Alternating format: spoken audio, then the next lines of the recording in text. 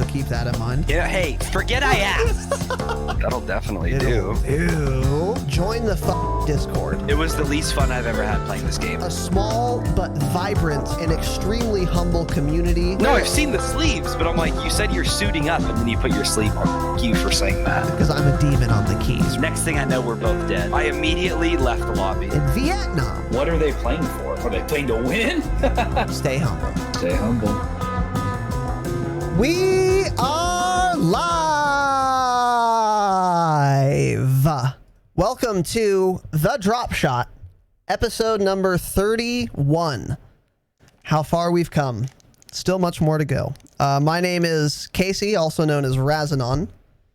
I am joined, as always, by my good friend Tanner. Tanner, say hello to everyone.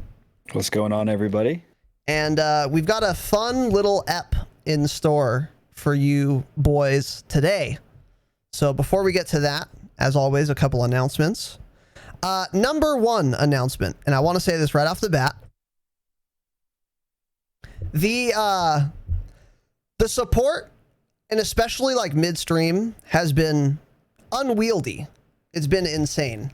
And I want to be careful to keep the listeners' experience in mind, because it's one thing for you guys who are watching live, and there are quite a bit more of you now than there ever had been before, but it's another thing for the people who are, you know, listening at work or on a drive or while they're working out and stuff. So all of that to say that what we're going to start doing from now on, we have like 5 sections of the podcast.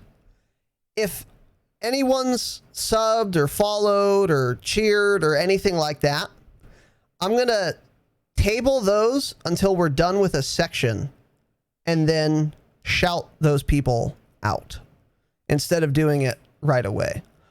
Because like I said, I think it's going to flow better, even for you guys live, but especially for the people who are listening on an app and stuff. I don't want them to be like confused, like, why is he stopping to talk about this shit every 2 seconds or whatever. So I just wanted to tell you guys that right out the gate, but I don't want you to misinterpret this as like, I don't know, me taking anything for granted or anything like that, because I absolutely don't. The support, I feel like I say this every stream now, but it's been incredible. And we both really fucking appreciate it. We really do. And it's hard for me to not, like, you know, address everything that happens right away, because, you know, we're super grateful. And you know, we wouldn't be doing this if people weren't enjoying it, paying attention. So the support means a whole fucking lot to us. But going forward, I'm not going to ignore anything or ignore anyone. I'm just saying I will be tabling shit until like after a section. So if you think I'm ignoring you, I am not. I promise. I just wanted to make that clear, and then I'll hit up everybody. And also this way, hopefully I can catch up on chat more and read everyone's messages or questions or whatever. Still probably going to miss some stuff because chat, even during the live stream, has been super lit now. And when I get as lit as chat is, it's very hard for me to keep up. And God knows there's going to be a lot of alcohol tonight and in the next 80,000 podcast episodes. So I will do my best. But when doing it this way, I think is going to allow for the listening and the viewing experience, honestly, to be better for everyone. And it'll be easier for us. And like I said, again, hopefully we should be able to catch up on chat more easily that way too.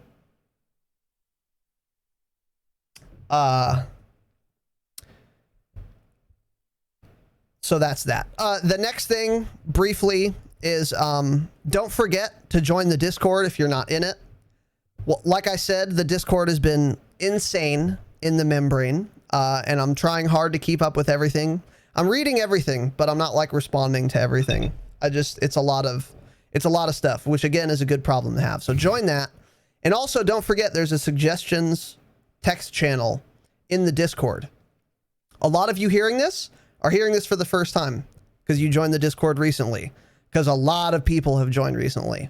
So if you're new and you think to yourself, this is a good podcast, but I wish they did X, or I wish they didn't do Y, or whatever, please let us know.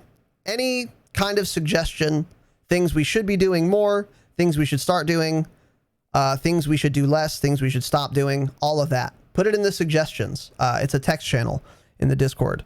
We would like those. And if you're new in Discord, also make sure you link your Twitch account. Through the boundless generosity of some of the listeners of this podcast who have gifted like 1 million subs, odds are if you're listening to this and you've ever been in my stream, you're subbed to me. So when you join the Discord, go to your Discord settings and link your Twitch account to your Discord account. And then that way it'll automatically sync it up, and then you'll automatically get a new role in the Discord. And then that way you can like, you can post emotes and stuff. And I think in the future, I'm going to start doing sub only kind of things in the Discord. So just iron that out now so that if that ever happens or when it happens, you'll already be all set up. So yeah. And then, hold on. Oh, that's something in my throat. Okay. In before someone makes a dumb joke about it. Lastly, as I was saying earlier, we are both very grateful for the support everyone's been giving. I wanted to start commemorating that. Some of you guys might have seen, I made like a top supporters little panel under the Twitch, and it's just listing everyone who's been going above and beyond, bits, donations, gifted subs, shit like that. That will continue to be updated. I'm going to do it on a monthly basis. And then like when we enter June, I'm going to save the May top supporter thing, make it a Google Doc, and it's always going to be accessible. So I'm going to always have you guys commemorated. I just wanted to do a little something to,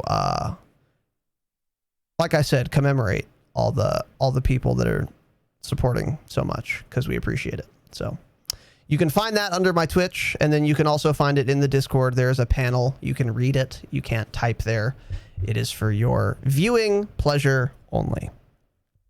And then the last announcement before we get into it is we're going to start, and this is me shilling 100%. Here's what we're going to do. I was watching Devin Nash's stream. And if you don't know who he is, he's like the expert on insider like analysis into Twitch, YouTube, growing your platform, etc. Him and Alpha Gaming are the two guys I would recommend. They make YouTube content, they stream, they're awesome. But Devin also does a bunch of podcasts, and one of the things he started doing for one of his podcasts, maybe both, is he reads new iTunes reviews at the start of his streams. So I'm going to start doing that. Now, you might ask, why would you do this? Well, it's simple. I'm trying to bait you guys into writing a review of the podcast on iTunes. Simple. So if you want your review read, here's what you do. Write a review on iTunes, make sure it's 5 stars or I'm fucking ignoring it. And then no matter what you write there, I'll read it.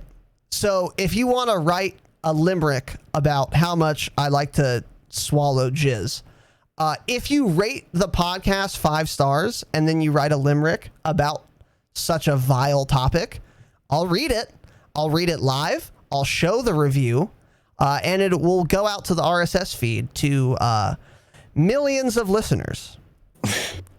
Soon to You be, realize somebody's absolutely going to do that now, right? soon to be millions of listeners. Okay, but here's the caveat. It has to be 5 stars or it's getting completely ignored. So if you want that to happen, you can say whatever vile shit you want, rate it 5 stars, and it'll be read. So Not even a bait now. Well, I want to be honest with you guys, because if I just sat here and said, here's something I'm never going to do.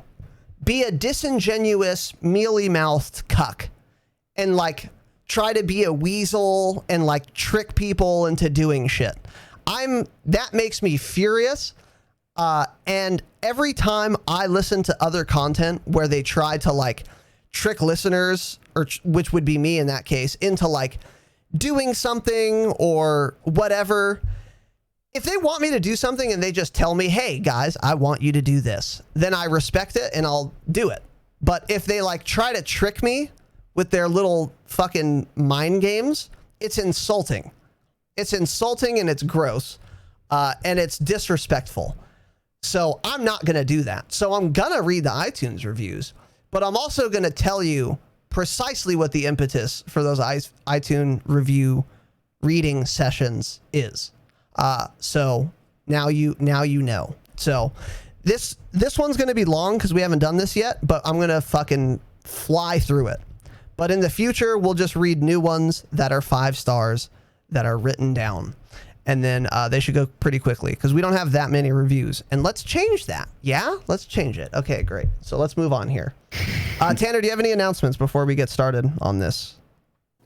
New PC builds happening tomorrow, so maybe a test stream before Wednesday, because I would like to test everything out, make sure I'm not crashing or anything, and have everything figured out by Wednesday's pod. So that may be coming as long as my computer doesn't explode. Yeah, that'll be nice. That'll be nice. Yeah. That'll be nice. That should be done tomorrow. So maybe a test stream tomorrow night or Monday night, one of the two. Little short boy. Yeah, let me know. Let me know. Tomorrow night would be better for me. I mean, you're off tomorrow and Monday, so yeah. So tomorrow night would be better, so I could stay up late. Well, and we it's could not maybe all about drink. you. It's my stream. It's twitch.tv/Tanner Dropshot. My stream, not yours. But okay. So here's how this is going to work. Once again, that's the end of the announcements section. So now we're gonna catch up on chat. So let me do that here. It's so awkward when I like expound everything, but I want to, like I said, inform you guys. Oh, look at him and his unorthodox adjectives. Don't know what I said, but I'll keep that in mind. What's up, Viking? How's it going, dude? White Claw is people that go to Havasu and are also wearing a monster hat with a tap out tank.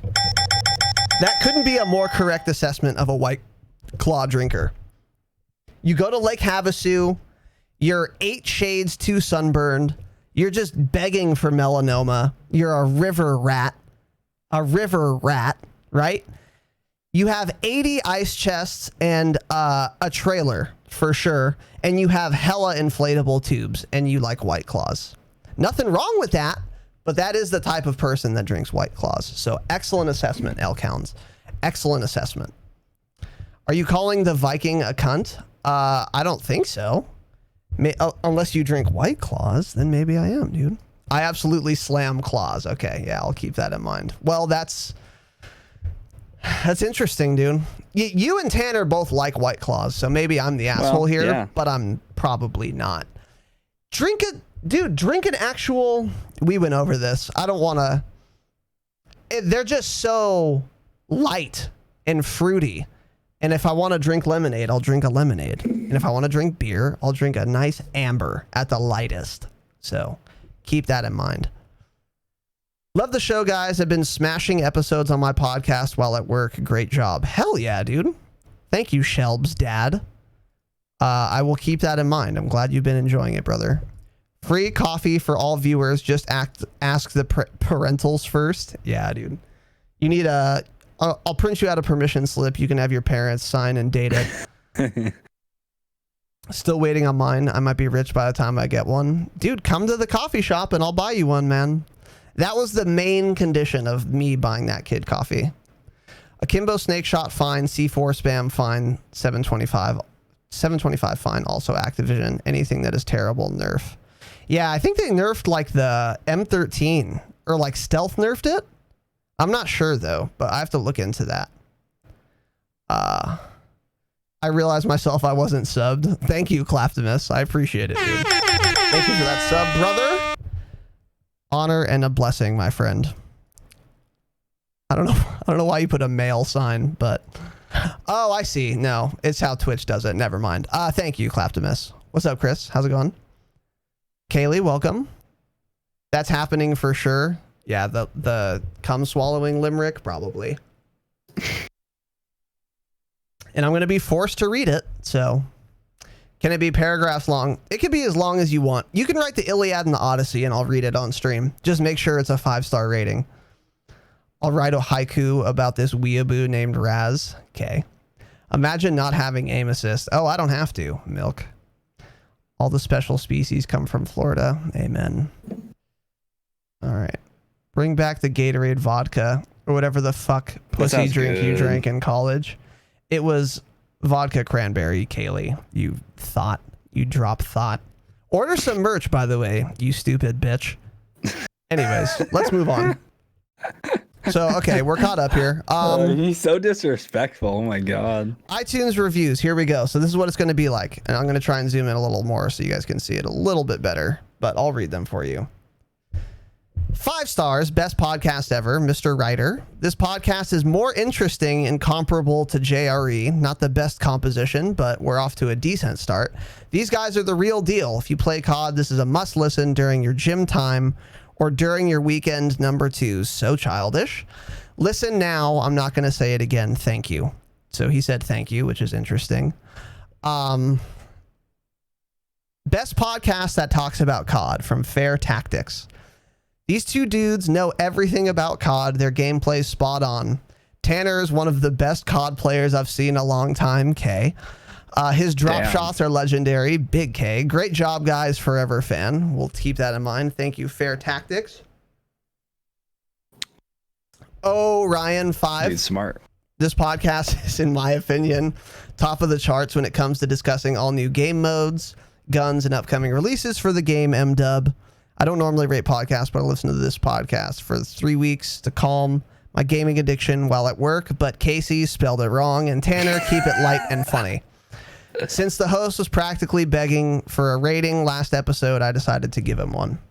That was on my birthday, so... Great content and love listening to podcasts. Love and glad I found this. Thanks, guys, for the great listening content, and can't wait for more. Hope you guys get big. Thank you, WGHYFHJBVJ. Appreciate that. Change it. Chato706. Yeah, sick name, dude. I am but a humble peasant, but even I know this is the best COD podcast out right now. That's absolutely true. It is full of useful content and info, perfect balance of knowledge and humor. No matter your experience with COD, you will find every episode absolutely satisfying. Mr. Down, great content for MDub. My only wish, stop going out of your way to cuss. It's getting annoying. I'll fucking keep that in mind. Other than that, great listen. These guys are pure class, says Corey. Shout out. Thank you, Corey. This is a great podcast to listen to. These guys obviously know COD and their takes are great. The streams, if you get a chance, are to join on Twitch or Top Quality. He had a stroke mid-sentence there. Tanner and my boy Raznon are hilarious, and their back and forth makes the podcast so great. Easy 5 stars for the lads. Fantastic. Thank you, Corey. Jake Weldon, Raz and Tanner are great hosts and make what seems like just a Vidya podcast actually much more than that. That is like my favorite review that I've read here, and it's true because we talk about black helicopters and other things of that nature. The Dom says, I've been playing COD since Big Red 1. I've been listening to this since episode 1 and wanted to wait a while to give a rating. The verdict is in. I'm loving the pod so far. Even when I disagree with some of the terrible opinions about minor specific weapon or map or modes. And he was referring to Tanner there. He DM'd me. It's entertaining. Yeah. It's humble. It's informative. And the two hosts have sufficient education. I forgot to expand, but that's the gist of it. Thank you, the Dom. You guys hear the slander? Alaska Sniper 117. I have wanted this exact podcast for years now. Keep it up. And then last, CMC York. I listen to a lot of podcasts as I spend a lot of time on the road for work. This is definitely one of my favorites. These guys are very informative and fun to listen to. Thank all of you for those fire iTunes reviews. We appreciate it. And once again, if you want yours read fucking live, you can write a review, rate it 5 stars, and only 5 stars, and I'll read it on stream in that fashion. And if it's a good review or if it's funny, We'll actually go into a little more time next time, because right now I'm just kind of trying to read everything because we're backlogged on like 50. But in the future, we won't have that many. We should, but we probably won't. So, so keep that in mind. So now we play the jingle to prepare for everyone who's been fast forwarding that the next section starts. God, we're so professional, dude.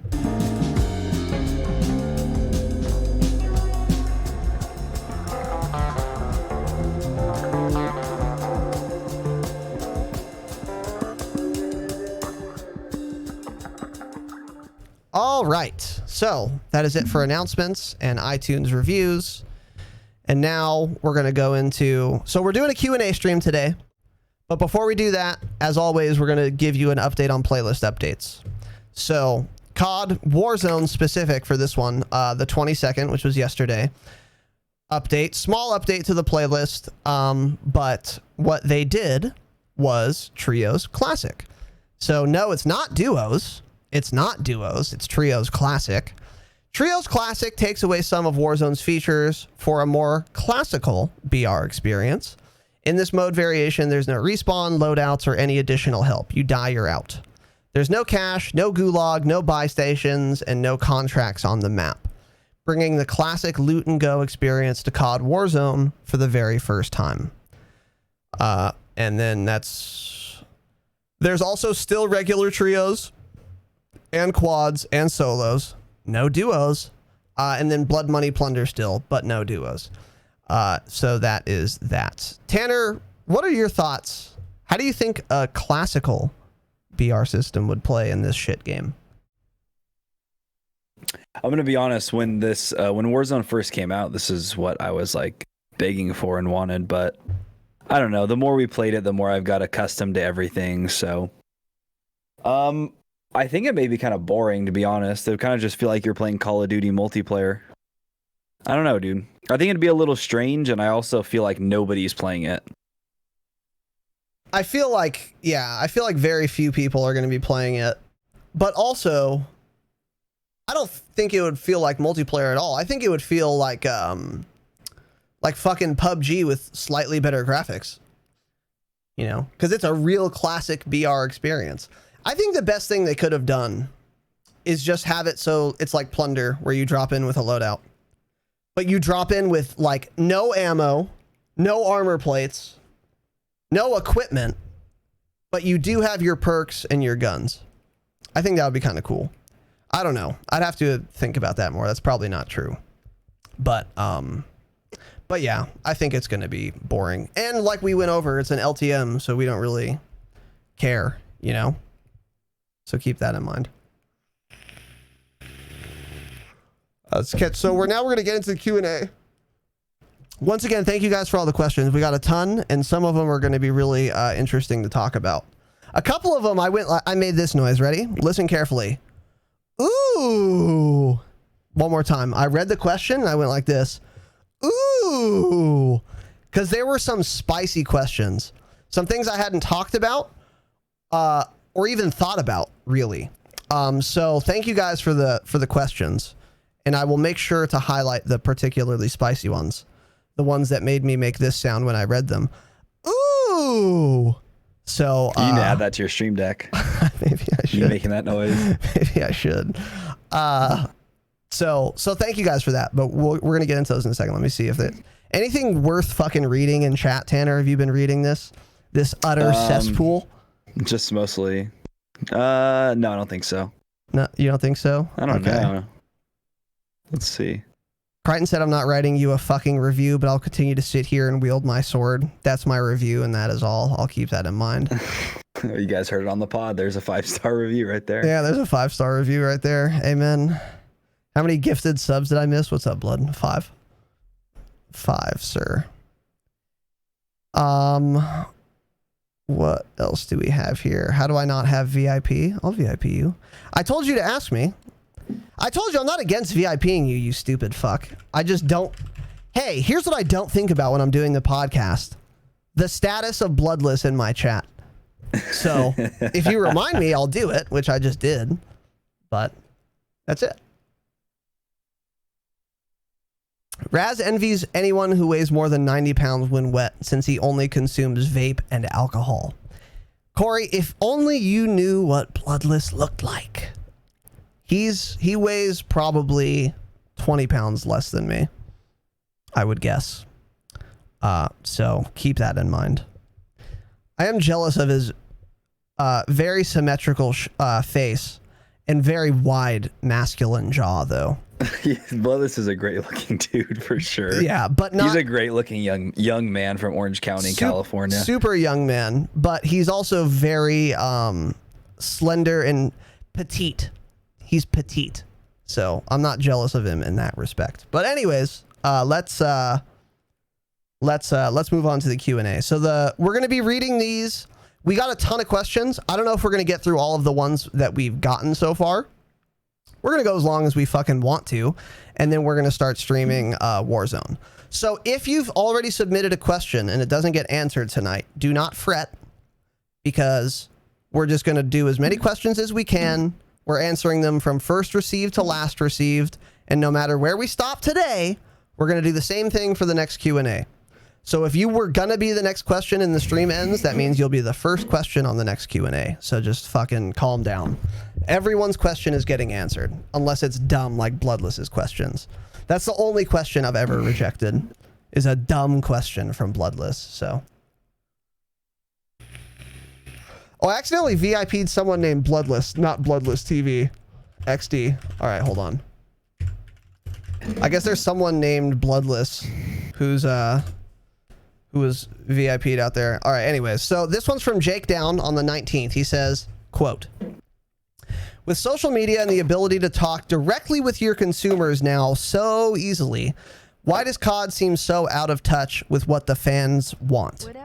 I understand you can't listen to everyone, but there's so many things that are unanimously disliked or things that could be relatively simple to fix.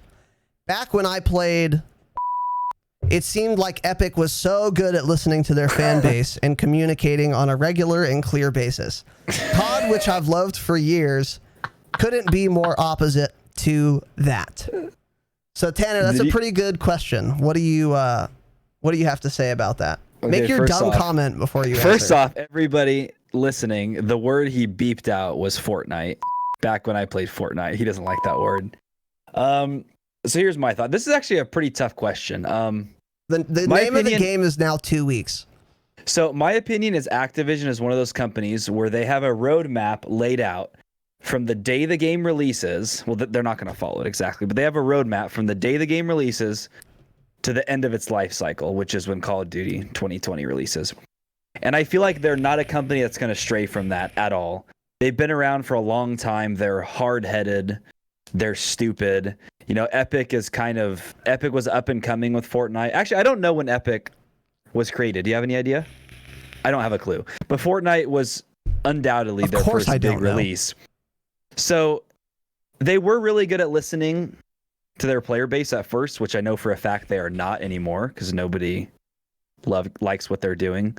But I don't know. I just think Activision doesn't really give a shit because they're way too big of a company and they have been for way too long. And they think since they've been successful for so long that they'll just do what they keep on doing and that's working for them. And Epic was new and Fortnite became popular in like 1 month out of nowhere. And so they're like, oh my God, these people are liking the game. They want us to do this. Let's do this. And Activision is just hard-headed, essentially. That's my answer. Yeah, so the big problem that Call of Duty has that that probably doesn't have is that their publishing company isn't this tyrannical behemoth monster that Activision is. So, like Infinity Ward developed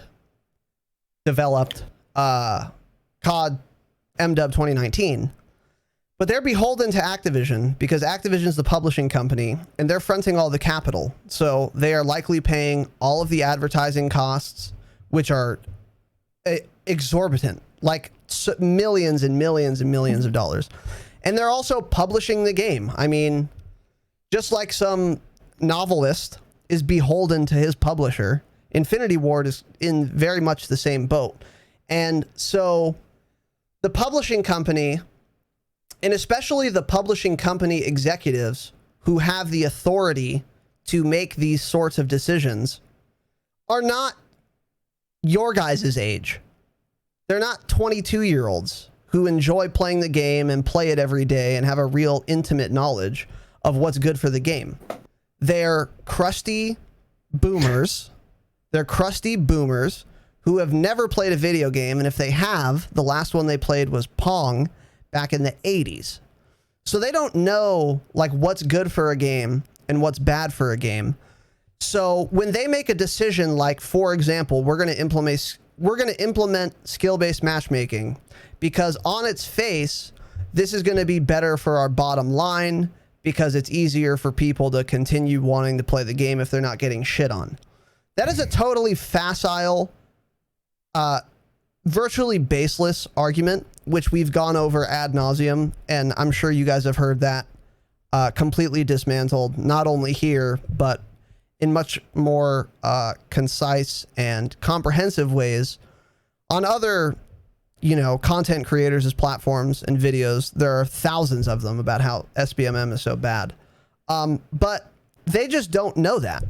And so Infinity Ward, even the head of development at Infinity Ward, he doesn't have the authority, or he's not even going to have the balls, the gumption, to just type up an email to the CEO of Activision Blizzard and say, hey, listen, we need to not do this, or we need to, start doing that, or this is a bad move, chief. Because he's got a family to feed, he's got a mortgage to pay, and it's much easier to just toe the line than to start some fucking inter-company shitstorm because you have a real fidelity to your video game. It's just not going to happen. That's not how the real world works. So when games like don't have the problems with like shit communication that Call of Duty does, it is because, for example, who is the director of communications for Call of Duty Modern Warfare, Tanner? Ashton Williams. Okay, great. And what company writes the checks for Ashton Williams? Infinity Ward? Infinity Ward, exactly. So she's not even in the company. She's not even a part of the apparatus that is making all of the decisions that the entire player base is angry about. So on the one hand, it's very easy to shit on her and throw stones, which I do all the time. But on the other hand, it's like, what do you expect this poor girl to do? There's nothing she can do. She's not even in the same office building as these people who are actually in charge of all these shit decisions. So, I mean, mechanically, it is very easy for the player base to communicate with development teams these days. But this is the problem with having such a fragmented, disparate, chain of command. You have this publishing company, which in and of itself has all of these different departments and levels and, difficulty communicating. And then you expand that and you compound that by adding in a whole other company underneath them who are also going to have their own interdepartmental skirmishes and miscommunications and whatnot.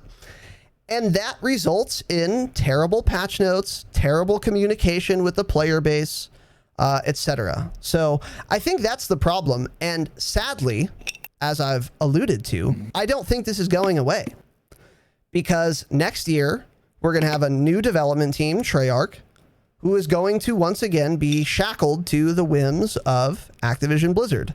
And Activision Blizzard, because they don't develop the game, because they don't play the game, because they don't even really care how well the game functions, are going to be the play makers and the decision makers. And then we're going to be in this quagmire again next year in a different way, but there's still going to be skill-based matchmaking, for example. Maybe the visibility is going to be better. Maybe the sprint out time is going to be better. Maybe even the maps will be better. Those would all be good things. But there's still going to be skill-based matchmaking, for example. That's the easiest and most clear example I can draw. And there will be other problems. And then if we, level those complaints, it's like Activision told Ashton's going to say, hey, look, sorry, or the Ashton equivalent.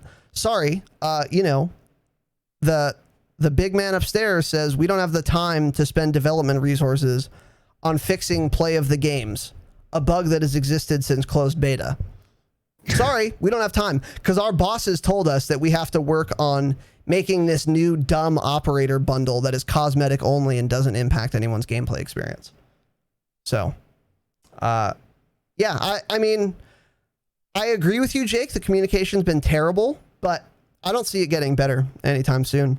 And that is just the nature of having this behemoth publishing company ultimately in charge of everything. And they obviously don't trust their dev team, because if they did, the dev team would have some liberties to discuss things and to make changes without getting written approval from the fucking vice president of operations over at Activision.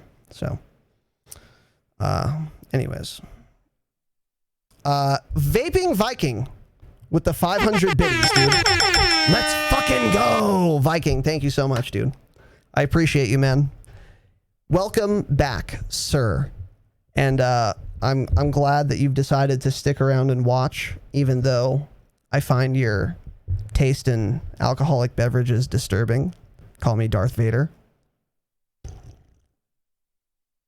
But I appreciate the bits, man. Thank you so much. Much obliged, sir. Much obliged. Next question here. Jake Down again says, okay, this isn't the question, but I'll just finish up here. I also get the developers don't always get the final say, and Activision is to blame for a lot of stuff, but still, they have to see all the disgruntled fans. Yeah. I mean, you're right, Jake. You weren't wrong when you said that. But it's like they can't do anything. There's a reason that they have never expressly spoken about skill-based matchmaking. There's a reason they haven't done that. And that is very obviously, it's not because they haven't seen it, and it's not because Infinity Ward gets pleasure in making its player base furious and makes them ask about it every 2 seconds. It is because very clearly there was a sternly written memo from Dickhead McBoomer over at Activision, company-wide email to Infinity Ward that said, we do not talk about skill-based matchmaking ever. You have to just ignore it. So, yeah.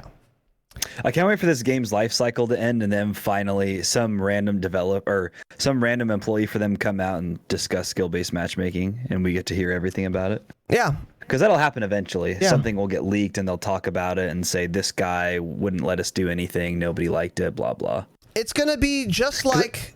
Go ahead. It's just, it all comes back to the money. Like you were kind of saying with the, making things for the store.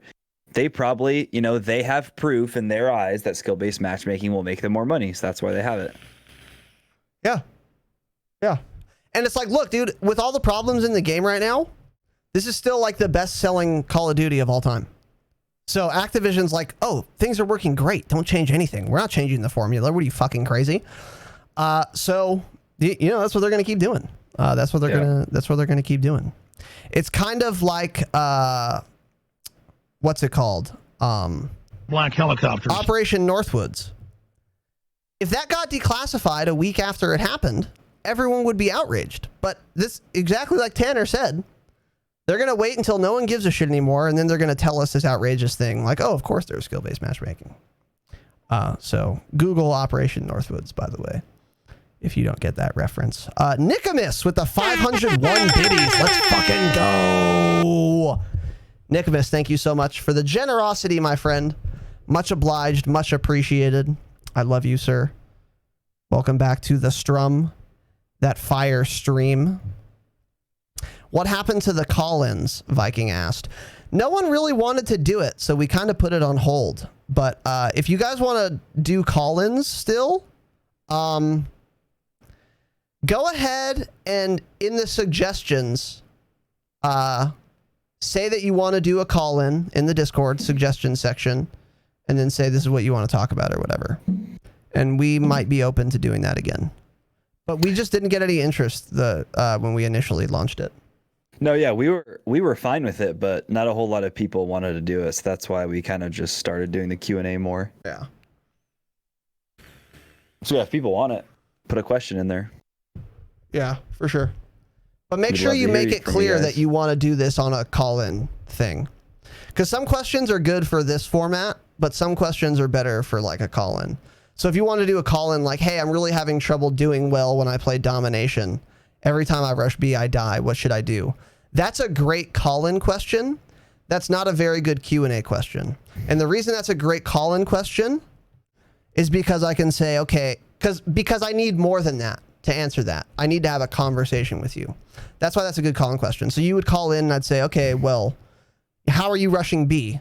You know, are you doing this? Are you doing that? What gun are you using? Blah, blah, blah. But a good Q&A question is like most of the ones we've gotten. It's like, well, I don't need any more from you than the initial question to make it clear. So the call-in would almost be like, it would almost be like advice, I would say. But there are probably instances where maybe it's not necessarily advice, but it would still be good for a call-in. Sykin with the 500 bits. Let's fucking go. Hell yeah. Pog Champ. Sykin, welcome back, dude. It's an honor and a privilege to have you here. I appreciate the biddies very much, my friend. Thank you so much. Very, very much, sir. Very much. I'd enjoy calling in. Okay, Viking, for sure. If you're in the Discord, then yeah, let us know in the suggestions page. If you're not in the Discord, you can PM me somewhere and we can figure it out. I don't know if you have Discord or if you use it or something. And I would normally not go through that labor to get a calling question, but Viking has earned that right for sure. So however the fuck you want to get in contact with me, you can. If you're in the Discord, the suggestions page is good though. But if not, just PM me on something and we'll figure it out, brother. So Nicodemus, Sykin, thank you so much, boys. I appreciate you both very much, and Viking, of course. And let's move on here. Real B asks, it seems like a lot of game companies these days are completely tone deaf to complaints, and I get it, there's always going to be haters. But when it's people who love the game series and have very detailed questions or concerns, it is annoying. Do you have any thoughts on that, Tanner? I agree with him, but at the same time, kind of like what we were saying about Ashton Williams, like people are tweeting at her thinking they're asking good questions, and they are, but it's like, dude, she's getting literally hundreds of tweets a day. She doesn't have time to respond to hardly anybody. And that's pretty much, that's their one line of response, because that's her job. I mean, people like Joe Seacott will respond to some people. Who is it that's active on Twitter? Joel Emsley, I think. Yes, Art Peasant. I mean, not on Twitter. On Twitter also, but on Reddit and stuff. But I don't know. I avoid Reddit. Yeah, and then I mean, like we said, a lot of times they don't have a say, so they probably don't have anything to say, or they can't say anything because they're tied to what Activision tells them to do. Yeah. Because almost certainly everybody you're trying to talk to or give detailed questions or concerns, like you're saying, they're all Infinity Ward employees. So they can only do, they can really hardly do nothing with Activision in control of them. And it's just this huge diffusion of responsibility, because if you tweet at Ashton Williams, she's rightfully going to say, that's out of my pay grade, I can't comment on it, or I'll lose my job.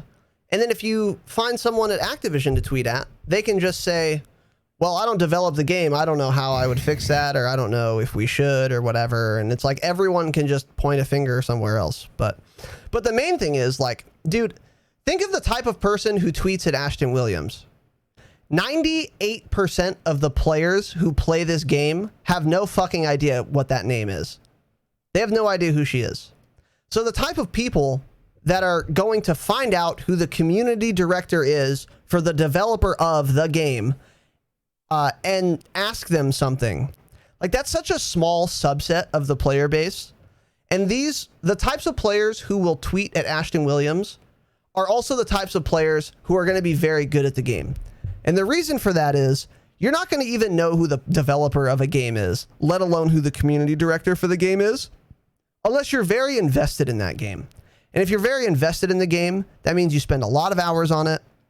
You think about it a lot. You care enough about it to actually level a complaint to someone. And all of those things lead me to believe you're far better than the vast majority of people who play this game. And Infinity Ward knows that. Like, just because they hear it a lot on Twitter doesn't necessarily mean it reflects the opinions of the average player, you know? So, yeah, I mean, she gets a lot of great, well formulated criticisms, questions, etc. And the reason they're tone deaf is because they are told to be. They are told to be. J Decker 51, thanks for the follow, dude. Juan Solo, I'm not a Blops 4 fan, but I respect that Treyarch had informative streams before each content drop. Incompetent Ward might as well be mutes. Yeah. I still want to blame primarily Activision, though. I feel like once they implemented skill-based matchmaking, they just got super draconian. Like, it was all kind of one big initiative to like, okay, we're going to clamp down. We're going to make sure this goes right because the publishing company is the one fronting the capital. So they're the ones that are going to be in charge of how they want this shit to run to maximize their profits. And we're going to see, Treyarch next year and how well they do. I think they're going to do patch notes better. Absolutely. I'm almost positive they're going to do patch notes better. Like, don't get me wrong. This isn't me completely letting Infinity Ward off the hook because I don't. There is a very real problem with the patch notes in this game, irrespective of Activision's control of the whole situation. None of anything I've said tonight is an excuse for how atrocious the patch notes have been in this game. So we will at least see probably better patch notes, for example, from Treyarch. Maybe more communication, maybe not. We'll see. But I think the brunt of the blame can be placed at the feet of Activision. So. Next question. This is a fun one from Corey21. How much do I have to donate for the boys to drink absinthe during the pod? I mean the whole fucking bottle. Also, I still want to meet Papa Raz at the coffee shop. He owes me a cup of Joe. So I'm assuming this means we each have to drink a bottle of absinthe ourselves. Tanner, how much money do you need to drink an entire bottle of absinthe? Way more than anyone's going to donate. Yeah, pretty much. So, yeah. I would have to, if I was going to do this, I would have to like do a 36-hour stream and then just drink it throughout that entire 36 hours. Because if I drank it in 4 hours, obviously I would die. So there's no amount of money, in fact. But if I was given like 36 hours to stream, but then I would probably fall asleep before I finished it. So, and you'd have to tell me what constitutes a bottle of absinthe. Like a handle of absinthe? It's just not happening. Period. I would have the paramedics outside my house. I would have a stomach pumping machine in here. Like I'm Joe Rogan with a ventilator for COVID-19 just in the studio. That's what I would have to do. We could do the stream from the emergency room while we drink it. Try to get Ben to hook that up. We can do an absinthe IV drip. Would that count, Corey? I'd have one IV drip of absinthe. I'd have 750 milliliters in the surgical bag, and then I'd have another IV drip of saline water so that hopefully I don't die. And then maybe I'd have some charcoal. What is it? Burned charcoal or whatever. I've never gotten my stomach pumped. Maybe I should have. But I think that's what the activated charcoal, that's what it's called. I still don't know exactly what that is, but it's supposed to help with alcohol poisoning. So, and then Corey, yeah, if you want me to buy you coffee, if anyone is within 7 miles of Raging Waters, the amusement park in Southern California, I will buy you a coffee. Just reach out to me on Discord. 7? I thought you were, honest to God, I thought you were going to say like 50 or 100 miles and like make it fair. 100 miles? Yeah, I'm gonna I don't drive to know. fucking If they- Indio, if they California wanna drive to buy someone a cup Well, of coffee. you're gonna drive pretty far for Suck something my else, so. cock. Okay, well. Okay. Moving on. Yeah. Good Idiot. shit on idiot. Idiot bitch. Bromigo asks, "What do you guys think is the absolute most toxic thing?" This question made me guffaw. What do you guys think is the absolute most toxic thing a teammate could do or say while playing Warzone? And what is the most toxic thing you've done as a player in Warzone? Specifically as a teammate, which I think is an interesting twist on a relatively common thought or question. Tanner. I don't know what the most toxic thing is, but I know when I'm playing with certain teammates, when you get randoms and whatnot, there are those guys that are very annoying. I don't think I've ran into anybody completely toxic, but when they're blabbing too much about nonsense and giving me too much information that I don't care about, that I guess could be considered toxic. The other thing is... It is toxic because I'm hesitant to mute in case it's the 1% of the time where they say, there's an enemy there. Yeah, You know? exactly. Yeah.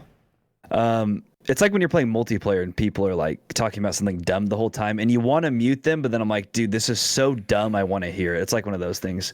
And the most... Oh, wait, what was the next part? What is the most toxic Do thing or you've say. done as a player in Warzone? I don't know. Do I do anything toxic, Raz? I don't think I do. The thing Raz says I always do. Well, he blames... Okay. Body Before block? he answers That's the this most question. toxic thing Tanner's Before ever he done as a answers this teammate in question. Warzone. Is body Before block. Raz answers He also this does it in question, just multiplayer. know, He also does it 8 every times single an hour. time he dies, he blames everybody else in the squad. Wrong. It's never his fault ever. If he dies, it's not his fault. No matter what. He could whiff 30 shots in a row with his stupid Ram 7, which he never thinks is happened. the best gun in Warzone. never He's the only happened. person that thinks that.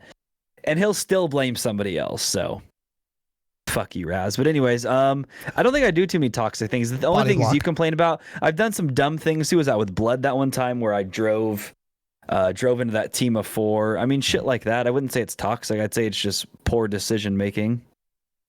Okay. I don't think I'm toxic, dude. Am I toxic? Okay. Well, first of all, I blame my teammates when it's appropriate to blame my teammates. For example, I say, hey, we're going to kill this guy. And then you guys get like goldfish. You get distracted by the shiny loot box on your way to me. And then in your dumb fucking 70 IQ brain, you think, oh, I have time to just loot this real quick. Then I can help more. So then you go and pick it up. And then you continue running to me. And then you see another shiny loot box. And then you have the exact same thought. Oh, I have time to go pick this up. Maybe I'll get another nice weapon. And then by the time you're done fucking Goldilocksing on your dumb yellow brick road, I'm dead. When you could have just beelined it straight to me, which was the agreed upon plan, and now I'm dead. So first of all, if I complain appropriately. And second of all, I don't complain every time I die. Because, well, I do complain every time I die. But Yeah, sometimes I admit I shouldn't have peeked that. That was dumb. That was my fault. And I resent and deny that I always blame everyone else. Suck my dick, number one. Number two, what do I think is the most toxic thing a teammate could do or say while playing Warzone? This is easy. You pilot a helicopter. I've done this on accident before. I haven't done it on purpose, but it would be funny as fuck. You get in 4s, you pilot a helicopter, you get your whole dumb squad in the helicopter. I do this in multiplayer sometimes on Karst River Quarry. Get in the helicopter, get a full chopper, you're piloting it, you fly it straight toward a building, and you bail at the last second so that they trust that you're going to come up. And then if you leave and the helicopter blows up, they will all get killed. It'll count as a suicide. So it is a way to do friendly fire even in core game modes. And that would also work in Warzone. You can just Allahu Akbar a helicopter Black helicopters. into a building and it will explode and kill all of your teammates. That is probably the most toxic thing you could do as a teammate. And what is the most toxic thing I've done as a player? Tanner and I have done this, but we were enemies. We downed some dude. I started teabagging him and shooting around his body while Tanner came up behind and finishing moved him.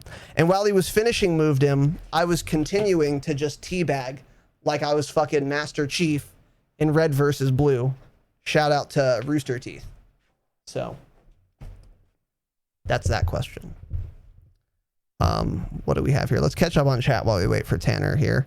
750 milliliters. Yeah, I would die of alcohol poisoning. It tastes like rubbing alcohol. I've never even seen absinthe. I would be totally down to try it. I mean, absinthe isn't like, what is it, like 60%? Like, I've drank hard liquor before, you know, like most hard liquor is like 50%. So like a couple extra percentage, I think it would be fine. And I've drank, what's that thing that people always talk about? Bacardi 151. It's like 50, maybe 55% or something. I would be totally, I'm not afraid of absinthe. I am afraid of drinking an entire fucking bottle of absinthe though. How many subs for Raz to get a sensory deprivation tank? A lot to cover the cost of that and to run it, to maintain it. A lot. Between 55 and 75% alcohol. Oh shit, really? Yeah. 75% is a lot. I would be scared of that. But 55 to like 65, I would be pretty fine with. But God, 65 even would taste like death. Rogan got a $100 million deal with Spotify. Yeah, we're going to talk about that at the end here second. We aren't worth 100 miles. Depends what you look like, Booty Wop, and what's between your legs. So just DM me and we can have a conversation. But 100 miles actually almost doesn't matter. Almost. This is also known as Raz talking about politics mid-game. True, Corey, true. I spray... Fill up my cocktail. If you guys hear ice, sorry. Okay. I spray paint my teammates in the gulag. Yeah, that's not great. That's pretty toxic. Mega toxic. Yeah.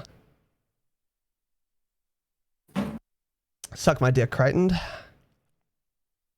Maybe Tanner is just a better Warzone player. Booty Wop, Tanner is just a better player, period. He's insanely good at this game. But in addition, he's better than me at Warzone by more levels than he is in multiplayer, because I have a lot more multiplayer experience than Warzone experience. So he's played a lot of BRs, or a lot, I wouldn't say a lot, but he's played more BRs than me. This is like my first BR that I've played more than like 3 matches in. Yeah, Blood and Crichton, you guys are retards. We'll all agree on killing someone and then no one will be with me and then I'll die. So then I learned not to do that anymore. I've had a teammate drive a black helicopter into me. Yeah, that's not great either. Absinthe is no longer legal to purchase in the States. Is that true? I was wondering that as we were reading this question. I was like, is that even legal in California? I don't think I've ever seen it, so maybe it's not. Maybe that's why it's not stocked. My friend's toxic traits are being fucking potatoes. Yeah, I feel you, Corey. I feel you on that. He's amazing because of... That's interesting. I'll keep that in mind. Tool's my favorite band. So glad they finally went to iTunes. Hell yeah, dude. Anima's probably my favorite album by them. Great band. Dude, Damascus.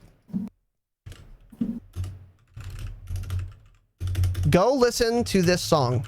It's called Mothra by Atom Ship. Atom Ship is spelled like atomic. ATOMSHIP. If you like Tool, you will love Atom Ship. And then listen to the song Mothra. And if you enjoy it, which you will if you like Tool, then listen to the rest of the album, The Crash of 47. It's fucking amazing. It's like my favorite band ever. Very similar to Tool, but decidedly different. They're not like a rip-off band or anything. They just have that kind of vibe. Like metal, but like clean vocals, really good vocalist. And the drummer is also fucking insane. But he's not like, you know, whatever, blast beats, death metal, Shannon Lucas. Not that there's anything wrong with that. It's just a different style. That's why I linked it to Tool. But let's move on here. Steel Switch asks, I have a comment question for the nice folks who made this wonderful Call of Duty game. Hey, you fucking twats. When you come up with fancy blueprints for the weapons, please include the name of the weapon it belongs to. Sometimes these look so far off the stock weapon, I have no fucking clue which gun this blueprint is for. Is this just me, or do some of these assault rifles look similar, Tanner? Some of the blueprints definitely look similar. And I will tell you, my theory, honestly, on this is it's one of those things, like you were saying earlier, about things that they patch. It's something that was in like the beta, like Assault Rifle A, B, and they never changed it. That's got to be what it was. It makes no sense. Why can't they just put the actual weapon name there? It doesn't make any sense. I mean, I'm a gun-owning young white American, so I know guns, but Razanon over here doesn't, so he's asking me all the time, oh, what gun is this? Or he always thinks it's one gun, then I have to correct him and tell him he's a stupid bitch. So it is annoying, and I think that it's something that was supposed to be changed, and it's just one of those things that it's so small now, they've basically just ignored, because every patch they fix 4 things and then break 30 more things, so they have to work on that the following patch. So I just don't think it's something they pay attention to at all, and it's definitely not supposed to be in there. Yeah. I've always had this thought, but I never had it for longer than like 2 seconds. But it's amazing to me that here's what they name it in the blueprint thing. Assault Rifle Foxtrot. Hey dude, I don't want to have a fucking glossary of terms to know what this weapon blueprint is for.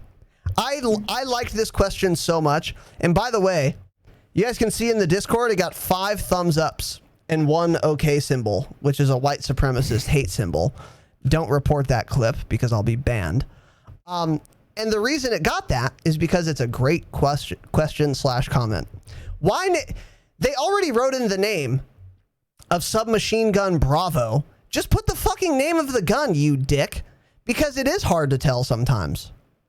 Especially if you're a coastal liberal elite like me and you don't know anything about guns. Just give me the name, dude. For a lot of them, it's obvious. But yeah, for a lot of them, it's not obvious. So I don't know. Great question, Steele. Great question. I have no answer that's satisfactory for you. So, in the U.S., real absinthe is not a controlled substance, but its sale in bars and liquor stores is banned. Makes sense. Absinthe is, however, legal to purchase and possess in the U.S. That's so dumb. That's so dumb. That makes no sense. But thank you for the information, Viking. I appreciate it.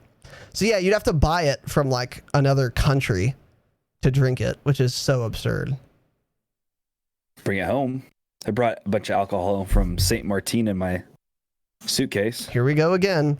You need to make like a Globetrotter emote. Yeah, you need to make like a Globetrotter emote. I literally do it just to piss you off. Your dumb face. That's why I brought that up. You should make an emote that has like a flag, like the flag for the Democratic Republic of the Congo, and then an arrow going to like Sudan. Okay. Like, oh, world traveler here. Love to fucking go to struggling developing countries that are more dangerous than the Vice docuseries of the early 2000s would dare to go to. You fucking idiot. Where'd you take your vacation? Okay. Kenya? Which one? Oh my God, kill yourself. Cancel, abort this question. I'm with Blood on this one. Leave the state of California for once, Raz. Well, next question. Happy Kilmore says, question here for this humble community. Am I the only one caring more about my win-loss ratio than my KD? Is this normal? I don't have a bad KD by any means. I just care more about winning the actual games. Tanner. Kilmore, I would usually agree with you, but in this game, I care way more about my KD because you can't win. So the way it usually works with matchmaking, if Raz and I are queuing just the 2 of us, so we're playing 10, so there's 20 players. It's 10v10, 20 players in a lobby. We're both on one team. The other team has the 10 next best players in the server. So we lose 75% of the time. We're getting VTOLs all day. We're getting White Foss. We're getting 15 kill streaks every time we're alive. We're attempting to play the objective, but it doesn't matter. We don't win because all of our teammates have 0.48 KDs and they don't help. So believe me, we wanted to win when this game came out, but then we realized, what's the point? Our teammates always suck. We can't win. Because if we're not killing, then we're just playing the objective the whole time and we're dying a bunch. And then either way we can't win. So I would rather have a higher KD and have fun than have a lower KD playing the objective and come close to winning every game. So no. I mean, I wish you were on my team though. If you played on my team and you cared about your win-loss ratio, I would really appreciate that. Somebody playing the objective and attempting to help us win, but it never happens in our lobby, so we gave up months ago. Yeah, so for Ground War, I don't really care about winning because like a single person's effort cannot dictate how a Ground War match goes. Even in 10s, you can carry, like especially if you start getting streaks, you can turn a game around if it's salvageable, but a lot of times it's not salvageable for the reasons Tanner just pointed out. I would say that you're not the only one who cares more about your win-loss than your KD, but you're definitely in the stark minority. The vast majority of players care more about their KD than their win-loss. And the reason for that is simple. You're a lot more in control of your KD ratio than you are of your win-loss ratio. And that's why KD in general is a far better metric for player skill. So people want to pump up the numbers for what is the best indication of how good that player is, because that way they have the most credible statistic to cite to tell other people approximately how good they are. Because I've played countless games where I have the most kills in the lobby, the fewest deaths in the lobby, by extension, obviously, the highest KD in the lobby, by a factor of 2 or 3, and then I still lose. And in those situations, it's like, okay, what was I supposed to do? It was just never happen. I was never going to win that game. So I'm always, and obviously your KD is going to be affected. If your team is getting shit on, that means the enemy team has a bunch of streaks, which means it's going to be harder for you to have a high KD. But if it makes getting a good KD 2 times harder, it makes winning 10 times harder. So it's a lot more in your control, and it's a lot more indicative of skill, your KD versus your win-loss. And another thing, which is why I wanted score streaks in this game as opposed to kill streaks, is that, especially in this game, players care more about their KD because they want to farm streaks. And you don't get rewarded for capping B at all, because that doesn't progress you any more toward your VTOL or your White Foss or your gunship or whatever, because there's no score streaks in this game. There's only kill streaks. So players in this game, in general, players care more about their KD, but especially in this game, they care more about their KD because there's no reward for playing the objective and by extension, taking steps toward winning the game. So, with that said, I always hate losing. I hate it. So if it is within the realm of possibility, I'm going to try and win the game. I always play that way. But sometimes it is so outside of the realm of possibility. Like even if I channeled Nate Gibson, I still would be completely unable to win because my teammates are fucking idiots.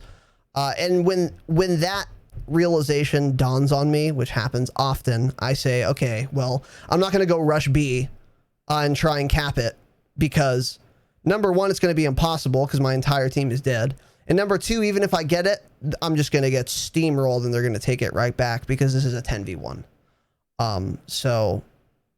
Yeah, I don't think you're crazy, but I think you're definitely in the minority for sure.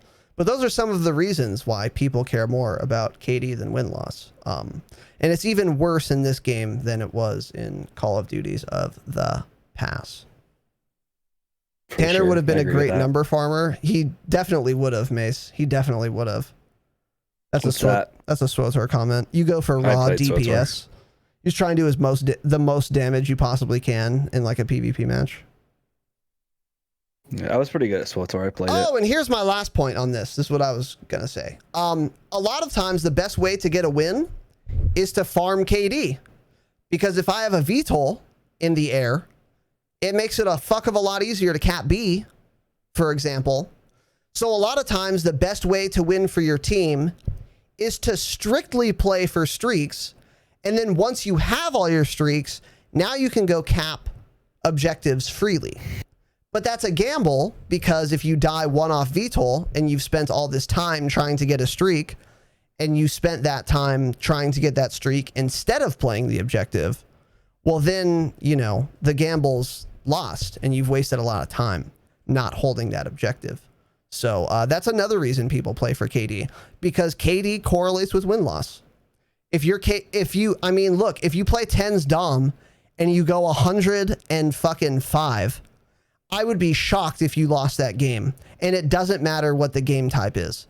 It doesn't matter if it's Dom, headquarters, hardpoint. It doesn't matter. If you go 105, you probably won that game. So KD and win-loss also correlate, which is another reason people care more about that. So let's see, what else do we have here? I always play the objective. I am Mr. Objective. That is true, Crichton. That is true. When they released the whole mixed match blueprints, I was so disappointed to find out it was strictly for each gun specifically. Yeah, it would have been kind of nice if they could have gone cross guns for like a stippled grip tape, for example. What else do we have here? Okay, Damascus. I'm a SWTOR veteran. Kill yourself, Tanner. In game, obviously. I love search. Dude, I played SWTOR. Are you forgetting I played SWTOR? Jeez. Low Cap says, Raz, we just carried a headquarters match a couple days ago, 90 something kills each. Yeah, yep. Exactly what Tanner was talking about. Low Cap and I were playing a couple games a couple nights ago. We were playing headquarters 10s on Euphrates Bridge. Ooh, our team was god awful. And this is actually a good teaching moment. Our team was fucking terrible. Everyone was negative except Low Cap and I. And the other team was doing well. And they were destroying our team. And the only time we were ever able to cap a headquarters is if we had a streak up. And because Low Cap and I were the only decent players on the team, we were the only ones getting streaks. So the game became, save your streak for the next headquarters. So first of all, you better have a streak for the next headquarters. And not just a cruise missile. We need a VTOL or a chopper gunner. And then when we call those, we might be able to cap the headquarters. We still lost the headquarters, even though we had a fucking gunship in the air sometimes. But we were able to barely, by the skin of our teeth, win that game. Only because at the very end, twitch.tv/Razanon clutched it, got a chopper gunner, and then it allowed our shit teammates to just put their stupid, dumb characters on the headquarters and cap it, while I'm raining down hellfire. Like a Mac VSOG fucking gunner, pilot, gunner, chopper, whatever. Okay. Read a book, Raz. Moving on.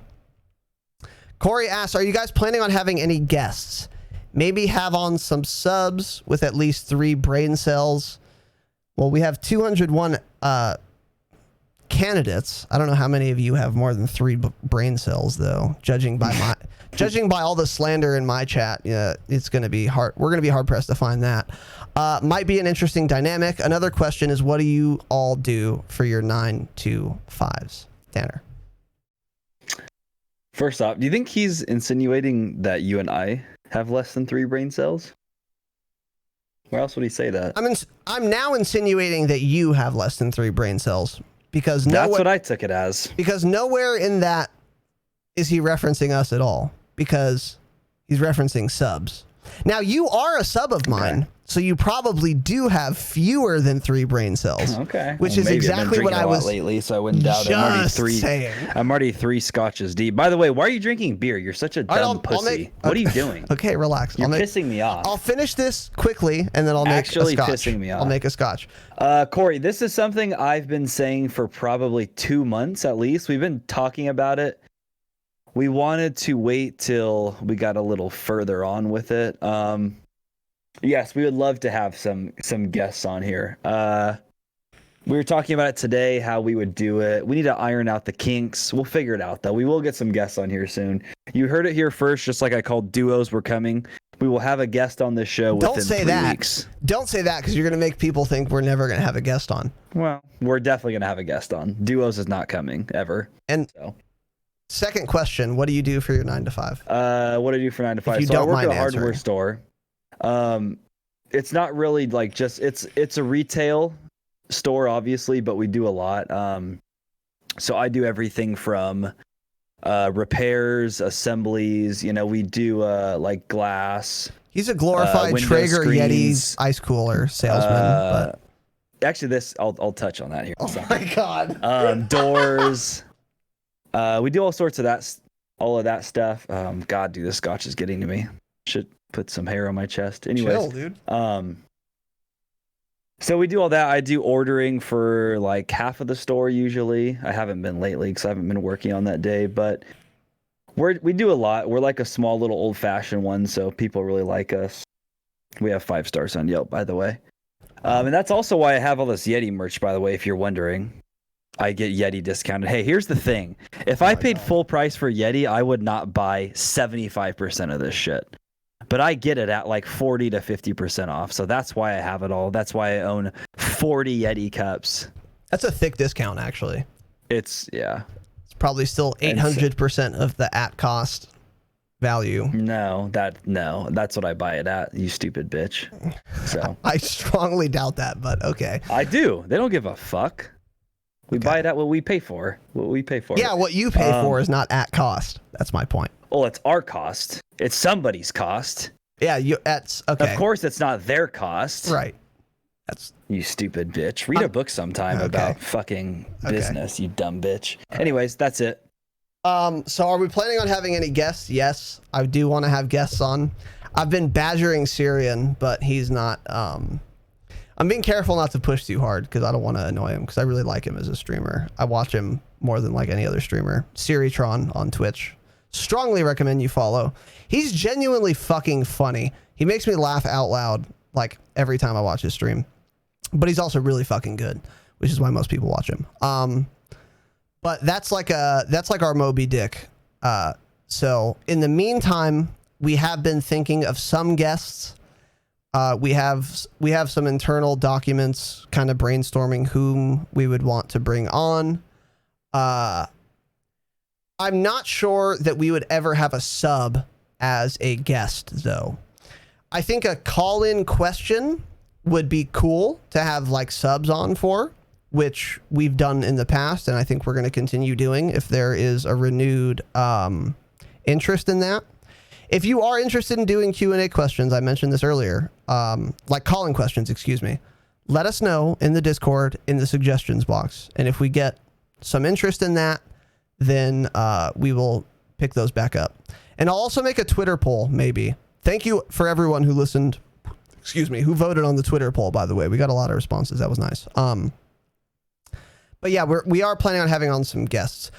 Like right now, what I would want is like another streamer who plays Call of Duty, who is someone that I like and someone that is like around our size. And we have someone in mind. We just need to iron out details, and we haven't reached out to that person yet, but we want to. But yeah, subs as a whole guest, no, I'm not doing that. I love you guys, but I don't fucking know any of you. Like, I'm not going to invite someone on as a guest that I don't know at all. So I'm not going to just roll the dice and say, well, hope this guy's cool, and then like invite him onto an entire episode. That's never going to happen. But, for someone I know, yeah, for sure, I would be open to doing that. And I mean, if you are just some pleb sub, I'm sure we'll run some games, and if you're in voice and you're cool, maybe we would have you on as a guest. But I want to be really careful not to have guests on that do not have like some kind of unique perspective. And that's kind of why that we've been talking about having like other streamers on, because they already have a perspective, a public persona, and some insights that just an average player, wouldn't necessarily have. So, anyways, Tanner's the new Yeti plug. I'll keep that. I'll keep that in mind, Blood. I'll keep that in mind. Let's see. What else was I gonna say?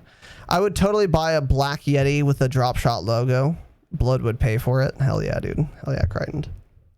Bloodless for special guest. He needs at least 3 more years of growth. He would not work on this podcast. He's just too young, dude. I He's can't too wait to young. see his response. He's too young. Oh no. I'm more than you could ever imagine. Okay, Corey, I'll keep that in mind. I wasn't talking about Corey, you you play on specifically, console. Corey. It's just like, dude, like, you know, I have an obligation to our listeners to not just invite people on that I don't know, you know.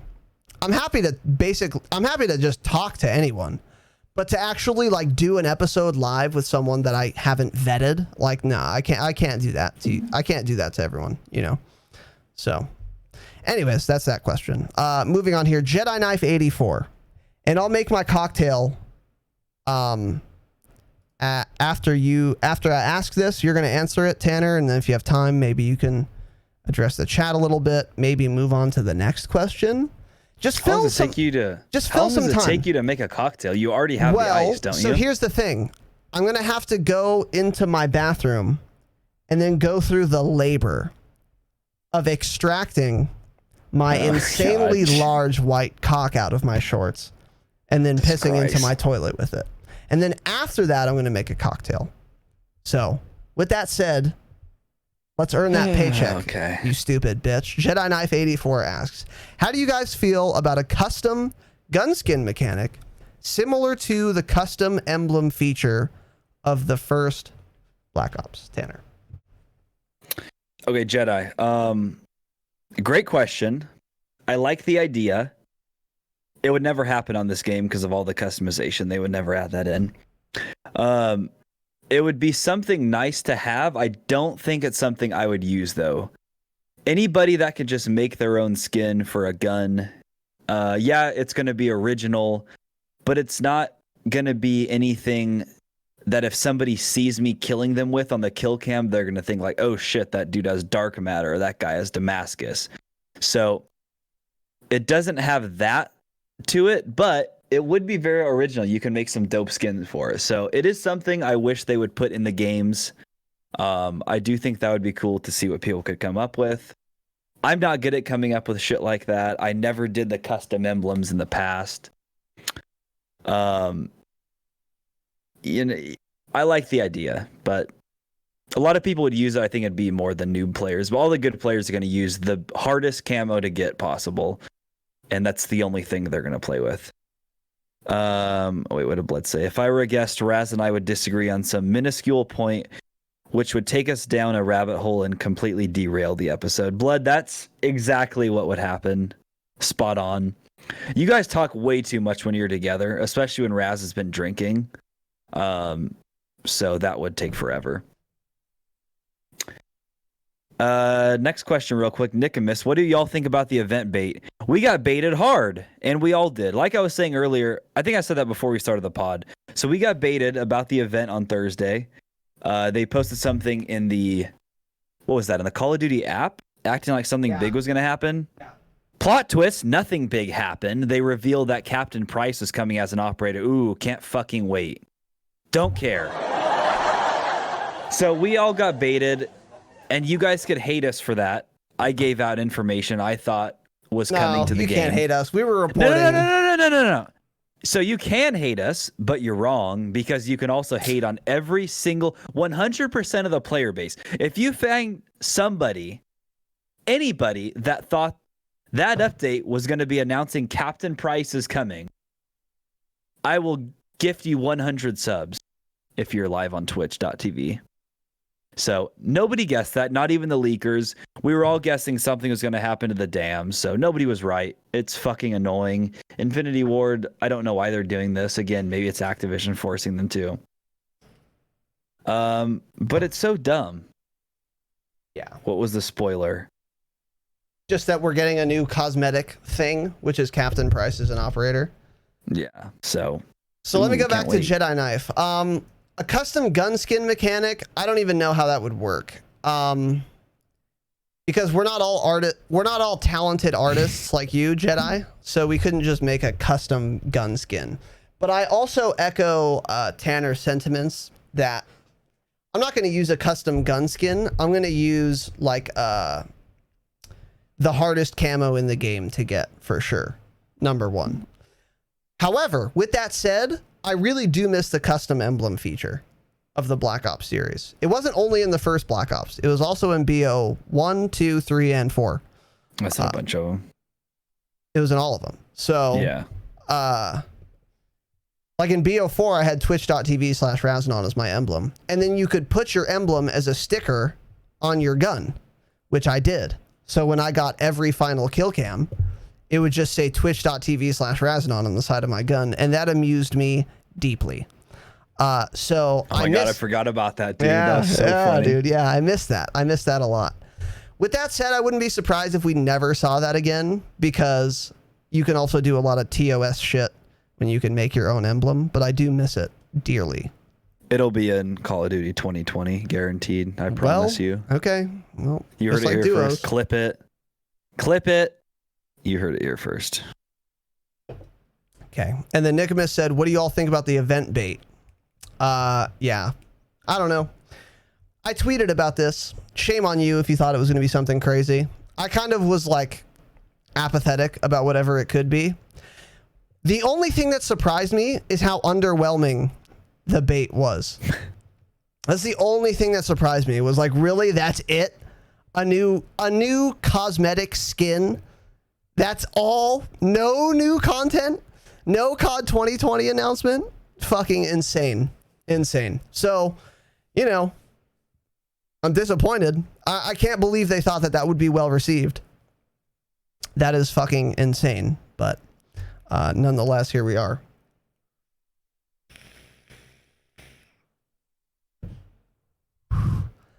Tech Shrapnel, thank you for the follow. And welcome to our small but vibrant and extremely humble community, courtesy of a gifted sub from none other than the Vaping Viking. Let's fucking go. Viking, thank you so much, my friend. I'm honored. I'm humbled. I'm privileged, sir. Thank you for gifting that sub, dude. Very generous, as always, as you have and continue to be toward this budding, blossoming stream and podcast. Thank you. You will be memorialized for all time in our top supporters section. Thank you so much, dude. Much obliged. Much obliged. And Tech Shrapnel, welcome, sir. Welcome.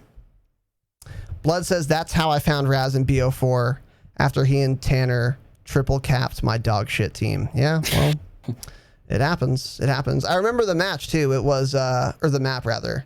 It was domination on, don't tell me. Okay, tell me. What's the map that has the worst frame rate in BO4? Tanner. I don't know. It has the I'm trying to think. It has the burning shit at the very center.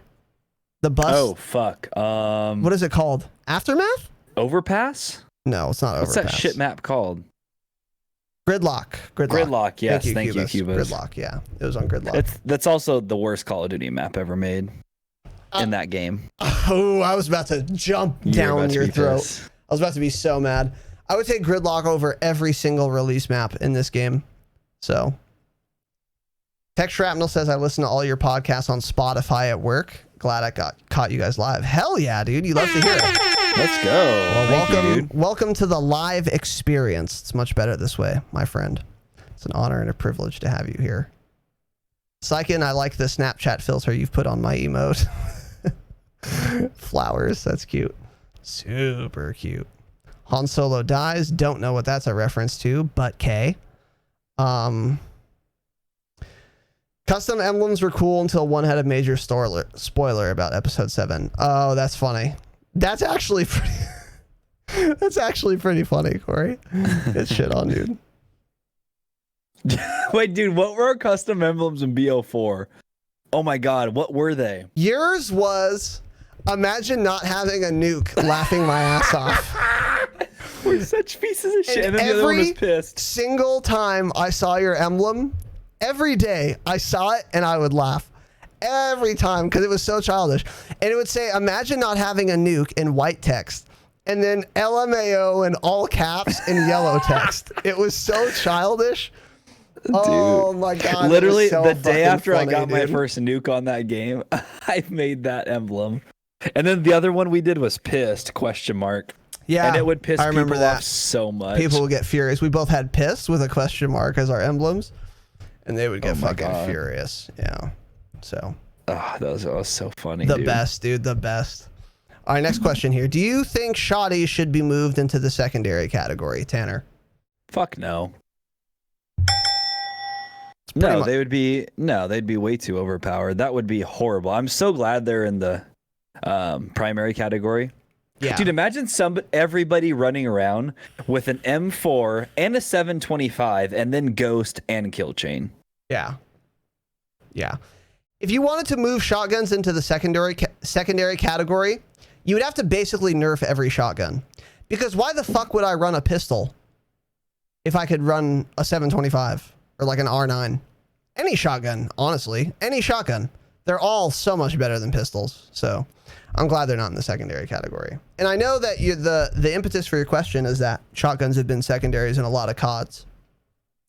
But I'm glad they're not in this case because they're way too fucking strong in this game.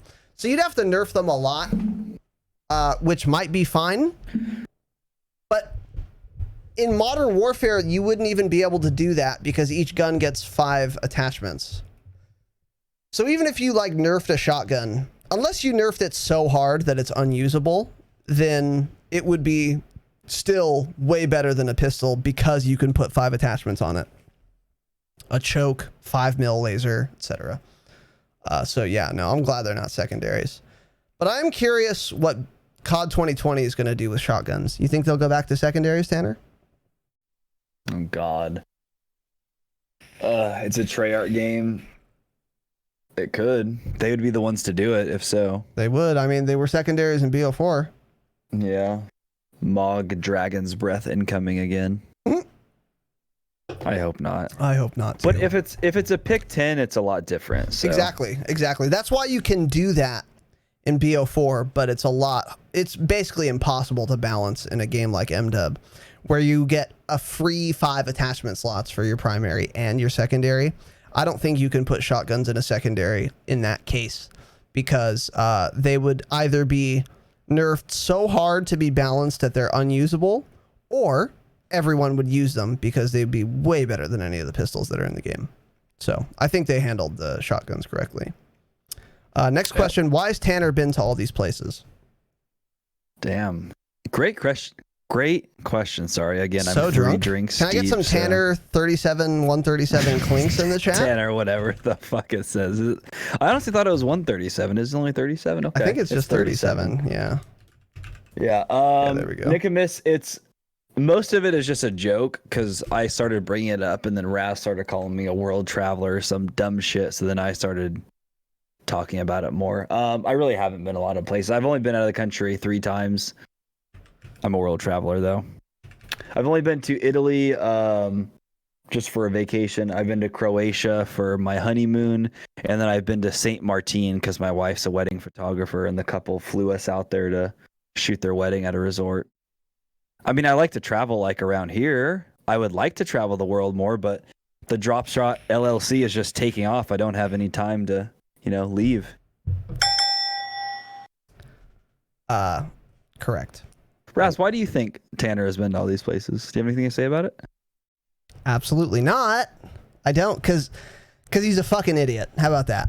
Is that what it is? Because he doesn't appreciate his life at home in the United States of America, and he doesn't respect his own privilege, and he doesn't stay where the fuck he belongs and make bank for the Dropshot LLC. It's nearly fun. enough. It's fun just going to a different country and walking around at night, not knowing at all where you are or where you're going and just walking. I don't know. There's something kind of fun about that. It's walking around downtown Rome, because I've been to Italy, by the way, at night You disgust me. At night, So, wow. I've been to you should Little go Italy. somewhere Close sometime. enough. I'll say it again. Blood once again in chat. Raz, leave the county of Los Angeles. I agree. Go where? And do what? Anything. I'm not going to bring my podcast setup with me. You guys wouldn't Dude, live without you an have episode of so the much Dropshot. money saved up. I can only imagine how much money you have saved up in your bank. Go fucking do something. You're pissing me off. Either you could at this point you could buy a house Tanner, in Southern hey. California in full. So do something. Absolutely wrong, first of all. Second of all, I'm trying to save money so that I can quit my 9-to-5 job and do the podcast full time. And here's what I don't have the fucking luxury of doing: jet setting. Like some socialite, plutocrat, fucking 17-year-old Instagram model whose dad is a fucking investment banker. Okay? I don't have that luxury. Okay. I'm grinding. I'm staying Are we in my talking room. about blood here? And I'm Is that trying. a reference to blood? It wasn't actually. And I'm trying to get this shit's popping full time so that I can make more content for the boys. So keep that in mind. Corey, that's where I wanted to head next was London, actually. London. There's a good song Or by Third Eye Amsterdam. Blind about London. It's called London. It's off their first album. Damn. That's, Check that out. Not. It's not. Okay. Nicomas asked, why does Raz have a fan in front of a fan? Dude, why do you? Because, okay, look, so I have a box fan. I have a box fan that is like in my windowsill so that I can blow cool night air into my second story stuffy as fuck room. And then I have an oscillating fan in front of that to funnel that cool air that's being siphoned into my room and just oscillate it throughout the entire room. So don't BM me about it. Is Raz a shower or a grower? Both. Keep that in mind. God, you're such a dumb bitch. So Dude, okay. Go ahead. That fan question, I was reading that ahead of time when you were talking about something like 15 minutes ago. I was laughing so hard because I never noticed that. I literally didn't notice it. And then I looked on your stream and I see the black fan in front of the box fan. And I was like, what? Yeah. It That's makes actually a sense. really Dude, funny it works. question. It works, though. Hey, it works. If it works. I mean, if you can't afford to run the air conditioning, it makes sense. So you must be poor or something. I'll keep that in mind. All right, so last question for tonight. What do you think, Tanner? Really? Already? Well, We can keep going hold if you on. want. Well, the Okay, only it's thing up to is, you. I don't think our squad members are even online yet. I don't know if Ben's home, and Okay, we can keep going. I'm chilling. I don't know if Ben's home. Let me see. And then Itchy. Let's see if they responded yet. Yeah, Alright, well, I'll why don't you move keep on. going? Read the I'll next move one. on. Yeah. Let's see. Is Razanon a male confirmed? Slide in my DMs. If you could move iDub to any publishing company, who would it be? That is a decent question. That's a great question if I had more information. But Tanner, do you have any thoughts on this? What was the question? If you If you could move iDub to any publishing company, who would it be? God. I don't know, dude. I don't know enough about that genre to even have an answer for that. To be honest. Yeah. I don't know. Yeah. It's a good question, Nick, but I don't have an answer just because I don't know really anything about any other publishing company. But I would say literally any other publishing company besides Activision would be better. For sure. For sure. Like, I wonder who published the game MW 2 and 3, for example. Were those also Activision? I would honestly... Wasn't it? It was, I don't know. But I would honestly, Corey, I would honestly even take EA over no, don't say it. Activision. You don't know. No. I do know, dude. I know everything about how shit EA is. You play They're not- FIFA? No, of course I don't play FIFA. I played Star Wars The Old Republic, which was Okay. published by EA. Then don't act like you want EA. Is Rockstar a publisher? I thought they were a dev team. I thought Rockstar was a dev team. Maybe it's both. But yeah, I don't know. It's a good question, Nick. I just don't have an answer for you. Neither of us do. Sorry, buddy. What do you think about displaying damage numbers on enemies? This is also a fairly good question. So if you've ever played an MMO, you're familiar with this. Damage numbers appear above enemies. And then, you know, so you see if you got like a crit, for example. So the way that would work in a shooter is that, you know, if you got a headshot, you would see the number would be a different color, probably red or orange, and it would be bigger and it would have a higher value than if you shot someone in the foot. What do you think of that idea, Tanner? That's a good question, actually. I like it, but I think for a first-person shooter, Call of Duty already has enough clutter on the screen for me to want that in the game. Yeah, that's the biggest thing. I agree. There's already too much clutter, and there's already too much shit popping up all the time. I agree. Hold on. Let me take a sip of my oaky. Ooh, Irish Scotch. Scottish Scotch, technically. Woo! That's got some horsepower. Oh, God, it tastes so good, though. Dude, so I have Johnny Walker Double Black Label. And after I take a sip, when I blow out of my nose, it's like I'm in a campfire. I gotta try that, dude. Dude, it's not like I'm at a campfire and I'm smelling burning wood, but not like, you know, not burning fucking, I don't know, aftermarket wood or GMO wood.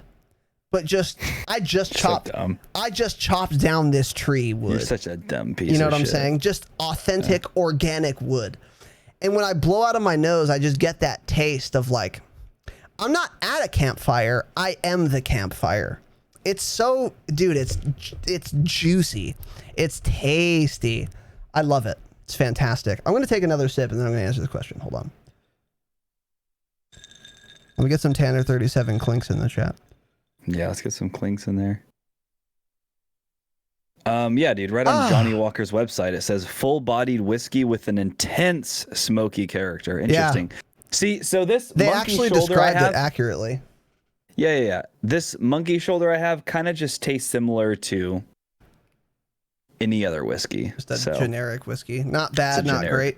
I would rather just pay for Jameson and drink that straight. Okay, well, I'll keep that. But yeah, I would like to try something like that. I should get that next time. I think Trader Joe's had that. Corey, this is for you. Stupid. Okay, Mom, I'll take a drink of water.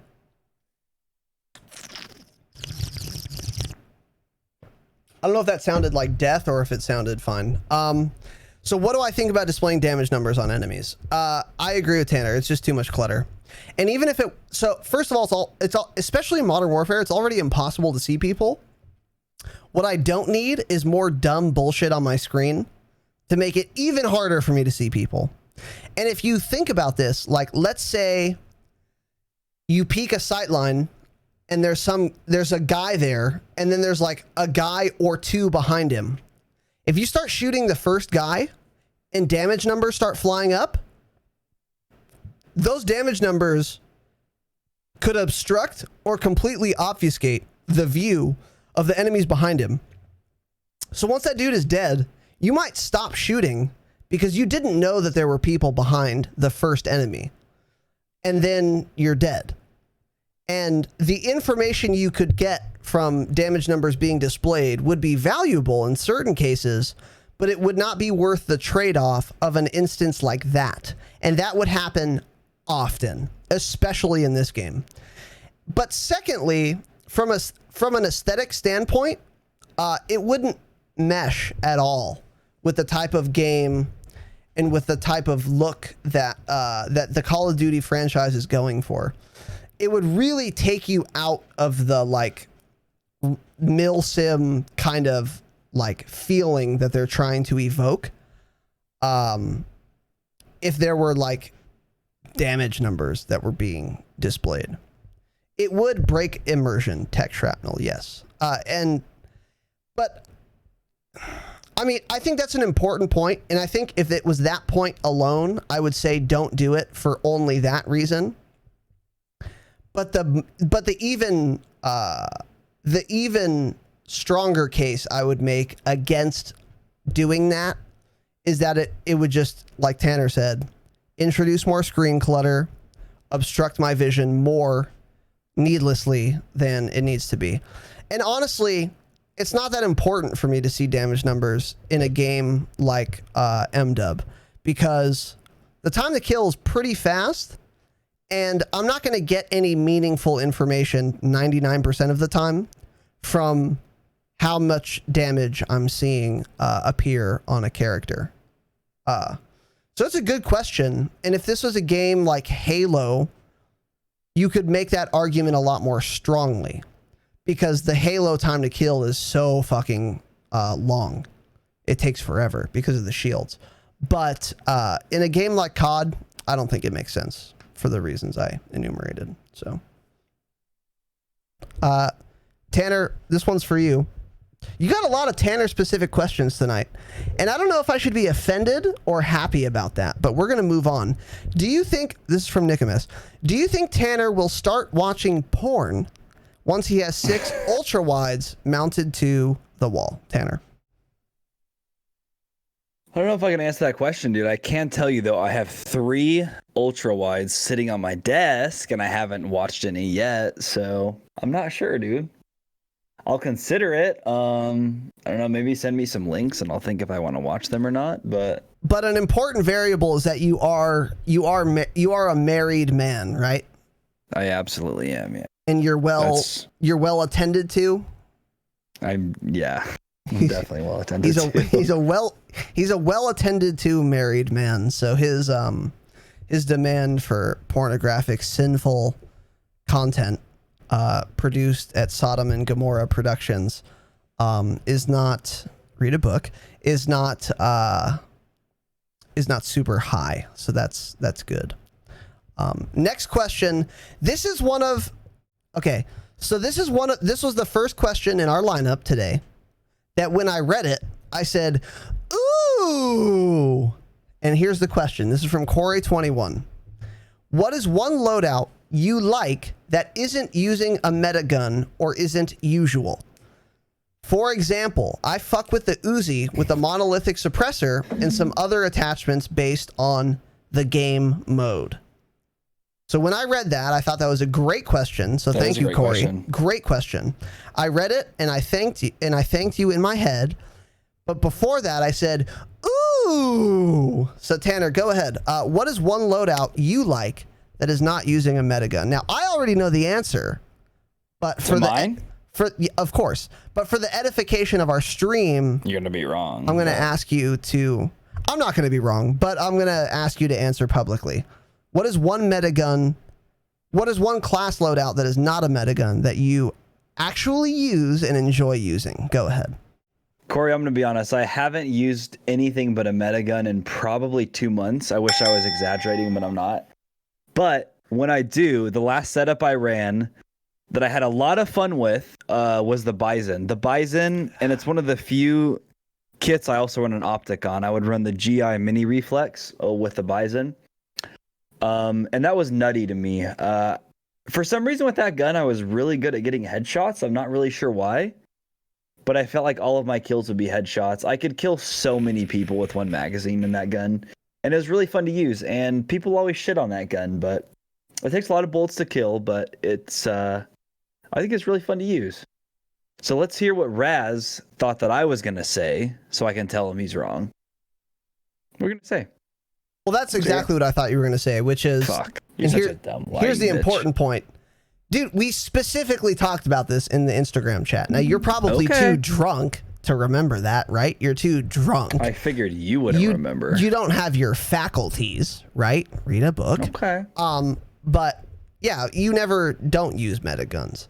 But this is a great question, Corey. What is one loadout that I like that isn't using a metagun or isn't usual? I second the Bison. I fucking love the Bison. Haven't used it in quite a while, though. But a lot of loadouts that I like to use that are not meta are LMGs in general, for example, is one big one that I like to use. But this is the problem with skill-based matchmaking. I'll try and fuck around and use a gun that's not meta, and I will get destroyed like 3 times in a row. And then I'll get frustrated and say, fuck this. Let me just slap on an MP5. And then as soon as I do that, I get white phosphorus. Like that is the sad reality of skill-based matchmaking, is when I load into a lobby, I'm with players of similar skill, so drunk, of similar skill. I'm actually not yet. Of similar skill, such that we all are forced to use meta guns, because if any of us fuck around and use a non-meta gun, we're going to get reamed. And this wouldn't be an issue without skill-based matchmaking, because we would have a relatively normal distribution, and that's a technical term, read a stats book, of player skill levels.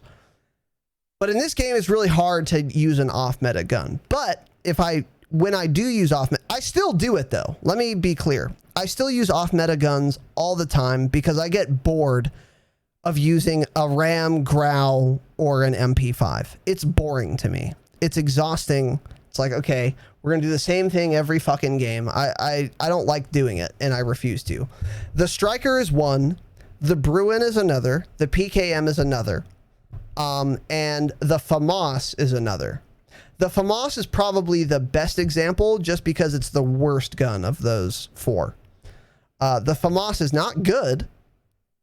It's not good at all, in fact. But sometimes, if you're close enough, you'll one-tap kids.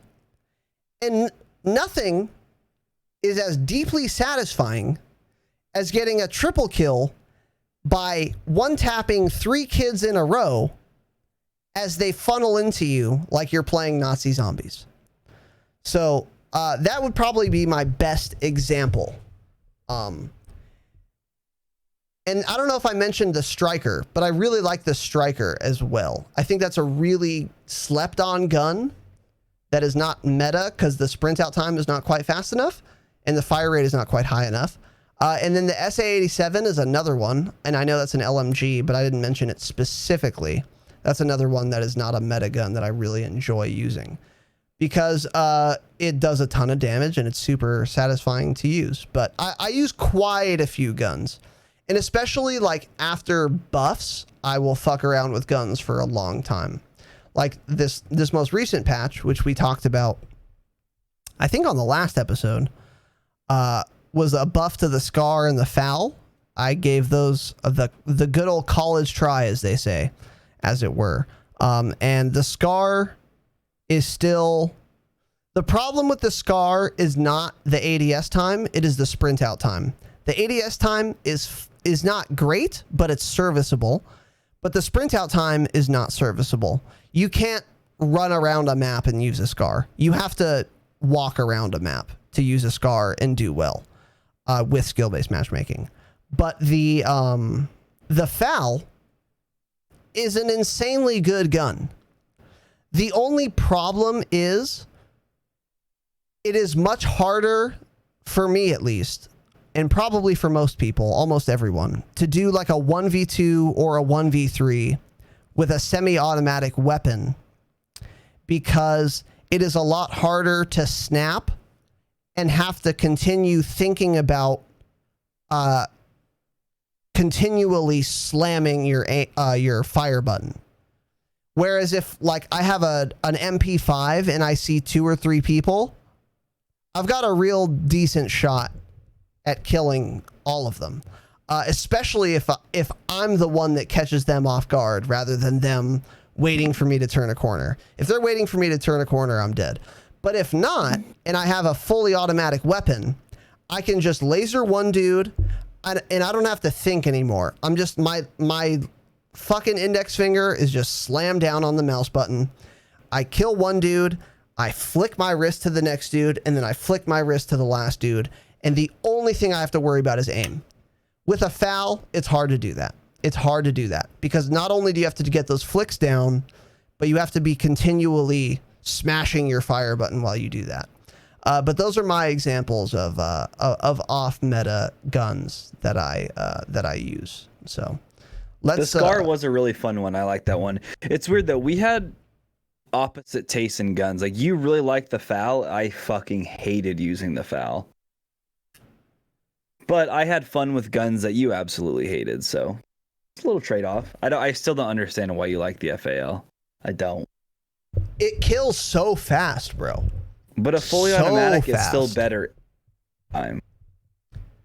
It's still better. What? You cut out. A fully auto is still better every single time. I don't know about every single time.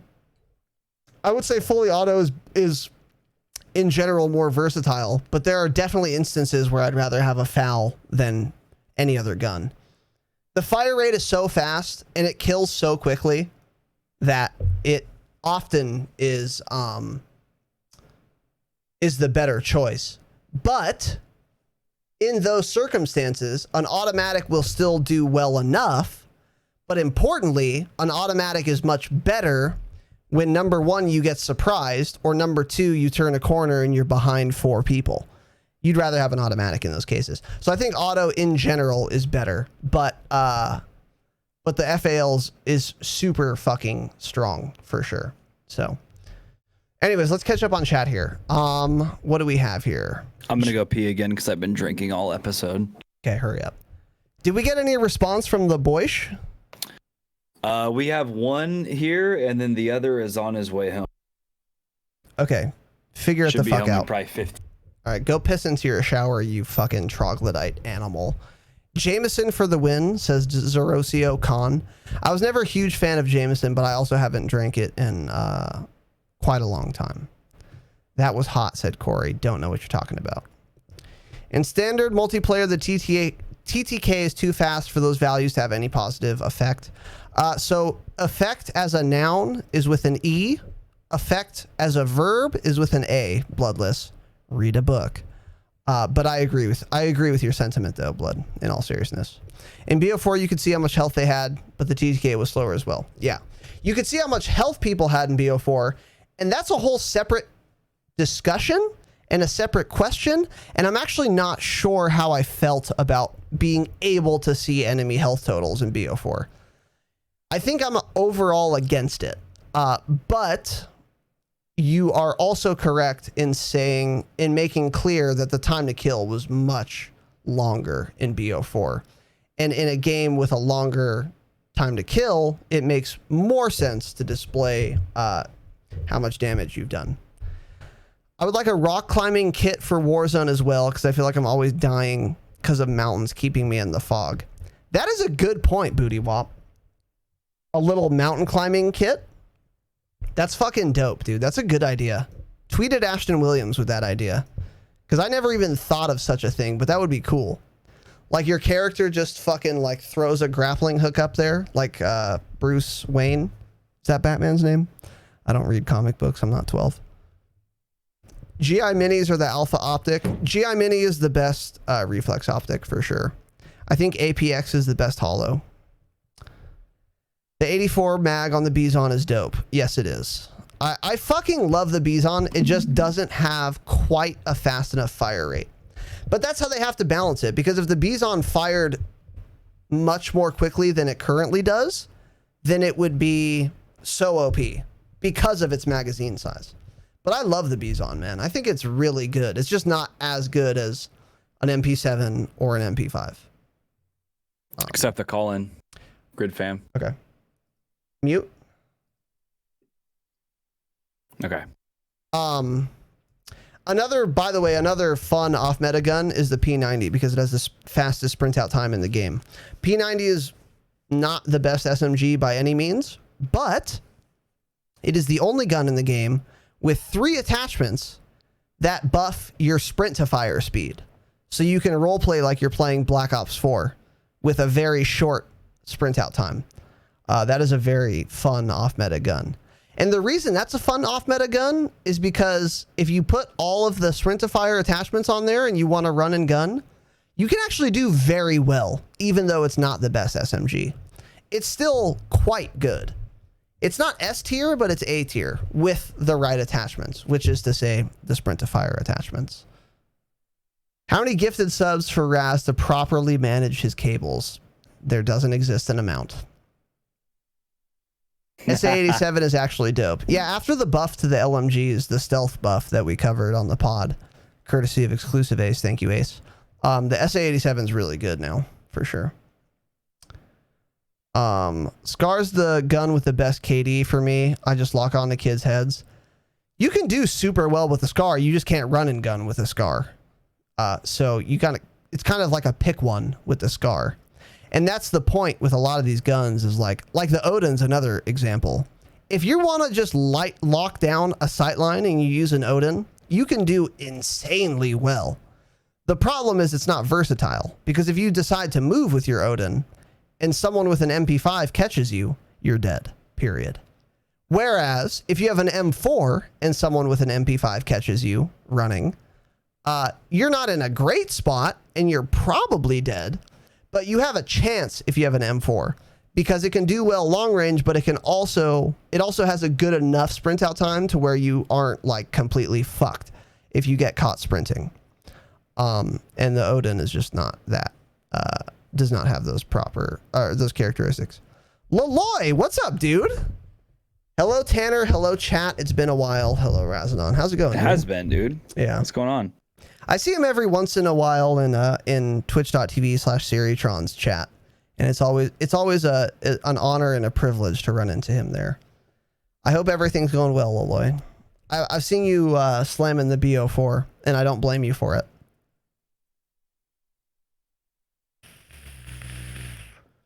It's weird seeing all these young men going back to BO4. It's not that weird, but I love my MW P90. It has the most rewarding feeling in my opinion. And the reason you feel that way is because it has a good sprint out time that is akin to Black Ops 4 sprint out time, in my view. So anyways, let's move on. I have a question. This is another question that I read and I went, ooh. And the question is from Real B. I have a question for you guys. Scope or no scope? Scope preferences?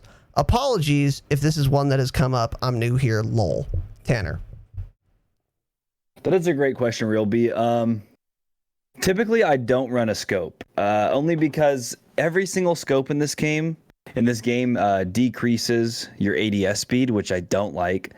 The ADS speed is usually already trash to begin with, so I don't want to make that even worse and then have to use other attachments just to make up for that. Probably like the first 2 months or so I played this game, all I was using was scopes. I quickly kind of learned to just like the iron sights. Like, for example, I hated the Grau when that first came out. I remember complaining to Raz in our Instagram chat. I was like, dude, why do people like this gun? Like, it's fucking horrible. The iron sights are awful. But then, like with anything, you just use it a lot and you get used to it. And that's all. I mean, I use iron sights in Warzone with a Grau, so that's how I feel about them. When I do run a scope, though, I run the GI Mini Reflex typically. That does give, I think, the best sight without blocking much of your screen whatsoever. It's basically just a red dot with nothing around it. It's very slim on the outside. But yeah, I've just learned to like not running scopes. I think it's a waste of an attachment typically. On certain guns, it's okay, but M4, Grau, most of the big guns, I don't run one. I did say earlier I ran one with the Bison, and that's because I don't like the irons on that. Again, it's just one of those guns, though. I never got used to it because I never tried running the irons with it. I think Raz usually runs the irons with it. But I never liked those. I just didn't use that setup enough to get used to it. So that's how I feel about it. So this is like I said, another great question. The scope versus no scope. Syrian made this point, and it made me kind of rethink my opinion of it because I value that guy's opinion very highly. And he said scopes are super underrated in Modern Warfare, and I tend to agree with him. So if I have like 3 tryhard classes, I have an SMG class, an assault rifle class that is built for mid-range to close mid, and then an assault rifle class that is built for mid-range to long mid. And I only run a scope on the third of those. So there are so many attachments in this game that it is very hard to make a spot for a sight in most cases. So with my SMG class for like my MP5, which is the best SMG in the game, I do not run a sight because number one, the MP5's iron sights, are they good? Absolutely fucking not. They're not. They're not only bad, they are awful. They're terrible iron sights. They're the dumb, needlessly obstructive full iron circle or steel or polyethylene or whatever the fuck material gun manufacturers use. Remington, I know you're watching. Let me know. It's the worst iron sights I've ever seen. But I'm so close when I'm using an SMG that the sights don't matter. I'm still... The character who's the enemy is going to be so close to me that I could have a black dildo as my iron sight and I'm still going to be able to see the enemy fine and fuck their ass with the black dildo or whatever iron sight I happen to have. And then for my AR, like medium to close build, I run the Growl. And I don't know what Tanner's on about, but the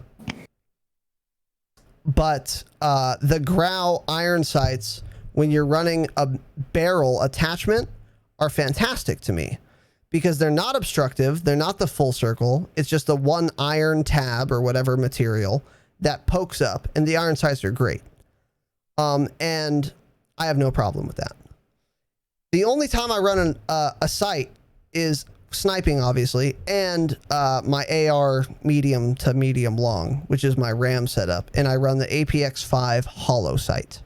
And I think, and the only the reason I do that is not because I need a more clear sight picture, but it is only for the zoom effect.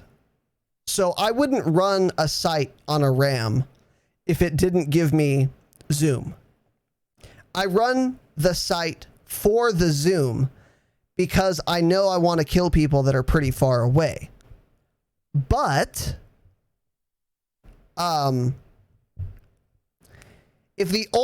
but with that said, any kind of scope or sight is going to have a way better sight picture than iron sights will. And I don't want to disparage that because a good sight picture helps you track people no matter how close or far they are. But the only reason I'm ever going to run a sight is not for the sight picture. It is not to enhance my target acquisition.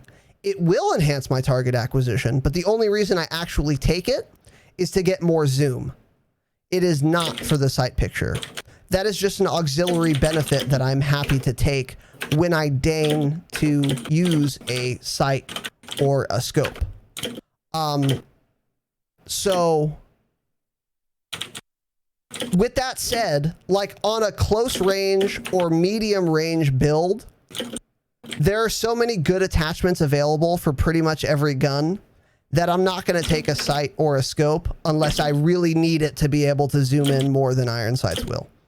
That's how I would answer that. Tanner, if you're going to smash your keyboard, mute your fucking microphone. You stupid drunk bitch. How many times have you touched your microphone this episode, do you think? Well, okay. Fair, idiot bitch. Tanner, how are we on time? Do you want to run or are we going to continue? Ben should be home in probably 5 minutes, so. Okay, let's continue. I mean, there's only like 2 more questions anyways, so. Next question. Brutes. What? You should do brutes next. Well, I'm not going to skip questions. Bretimus? I'm not going to skip questions. It's not how we do this podcast. Okay, you drunk fucking retard. Okay, Zerosio says, and this was at 1:30 a.m. Technically this morning, but last night. With what we found out with the situation with Bungie/Destiny about Activision retaining too much developmental control over the games they publish. I actually didn't read this story, didn't know about this, but guess what?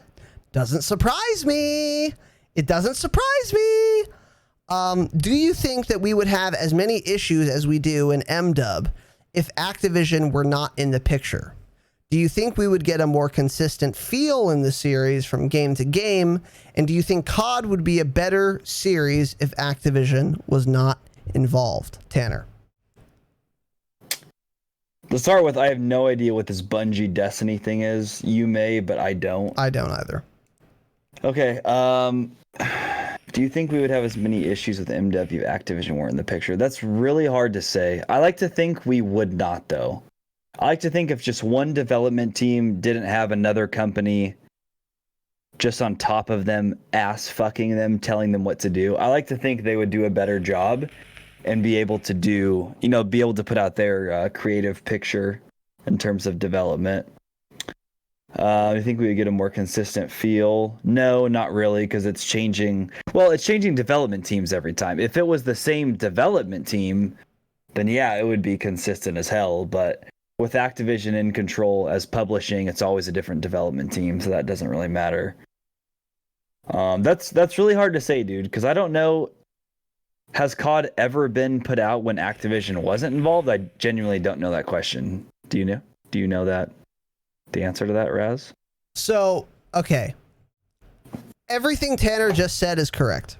I agree with everything he just said. So, and I would almost echo the sentiments completely, but I'll try and expound on them a little more. I don't know what happened with Bungie / Destiny about Activision retaining too much developmental control. But once again, I'll reiterate, I'm not surprised that that's the case.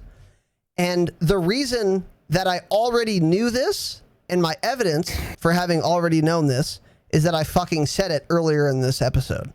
I'm not surprised that that's the case with respect to Bungie and Destiny. Because it is abundantly clear that Activision has too much developmental control over the games they publish, as evidenced by the fact that they have had their lips completely sewn shut with respect to, for example, the skill-based matchmaking question. So, do I think that we would have as many issues as we do in MDub if Activision weren't in the picture? Absolutely fucking categorically no. Not even fucking close. Infinity Ward knows what they are doing. They're a great development team. And a lot of the people that were on the Infinity Ward team for this title were also present and impactfully present at the time of COD 4, which is Modern Warfare Original, and Modern Warfare 2 and Modern Warfare 3. So, and those games were all, for their contemporaneously, like for their time, excellent games. They had their issues. They had glaring balancing issues for sure, but it was a different time. And as far as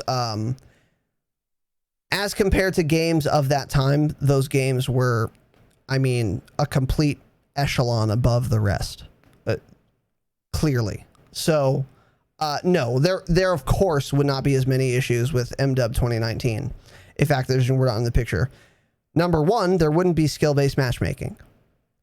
And that alone would make this game such a better experience, not only for you guys who are listening, who are probably far better than average because you care enough to look for a Call of Duty podcast. Let me break it to you fucking incels. If you listen to a podcast about the video game you like to play, you're an obsessed fucking nerd. And hey, look, I'm not throwing what's the phrase? Throwing shade. That's what the kids say. That's what the Zoomers say, right? You're old. I'm so old. I'm not throwing shade at you guys because it takes an even higher caliber of fucking no-life virgin incel nerd to create a podcast of this kind. So, no disrespect, but if you listen to a podcast about the game you enjoy playing, you obviously care about it a lot, and that makes you very good at the game. And no one is experiencing the brunt of the skill-based matchmaking implementation quite like you guys are or we are. But it's even bad for the average player, which ostensibly skill-based matchmaking is supposed to be a feature for, or even the subpar player. It doesn't help anyone. And we've gone into this. I'm not going to rehash that. If Activision were not involved, first of all, there wouldn't be any skill-based matchmaking.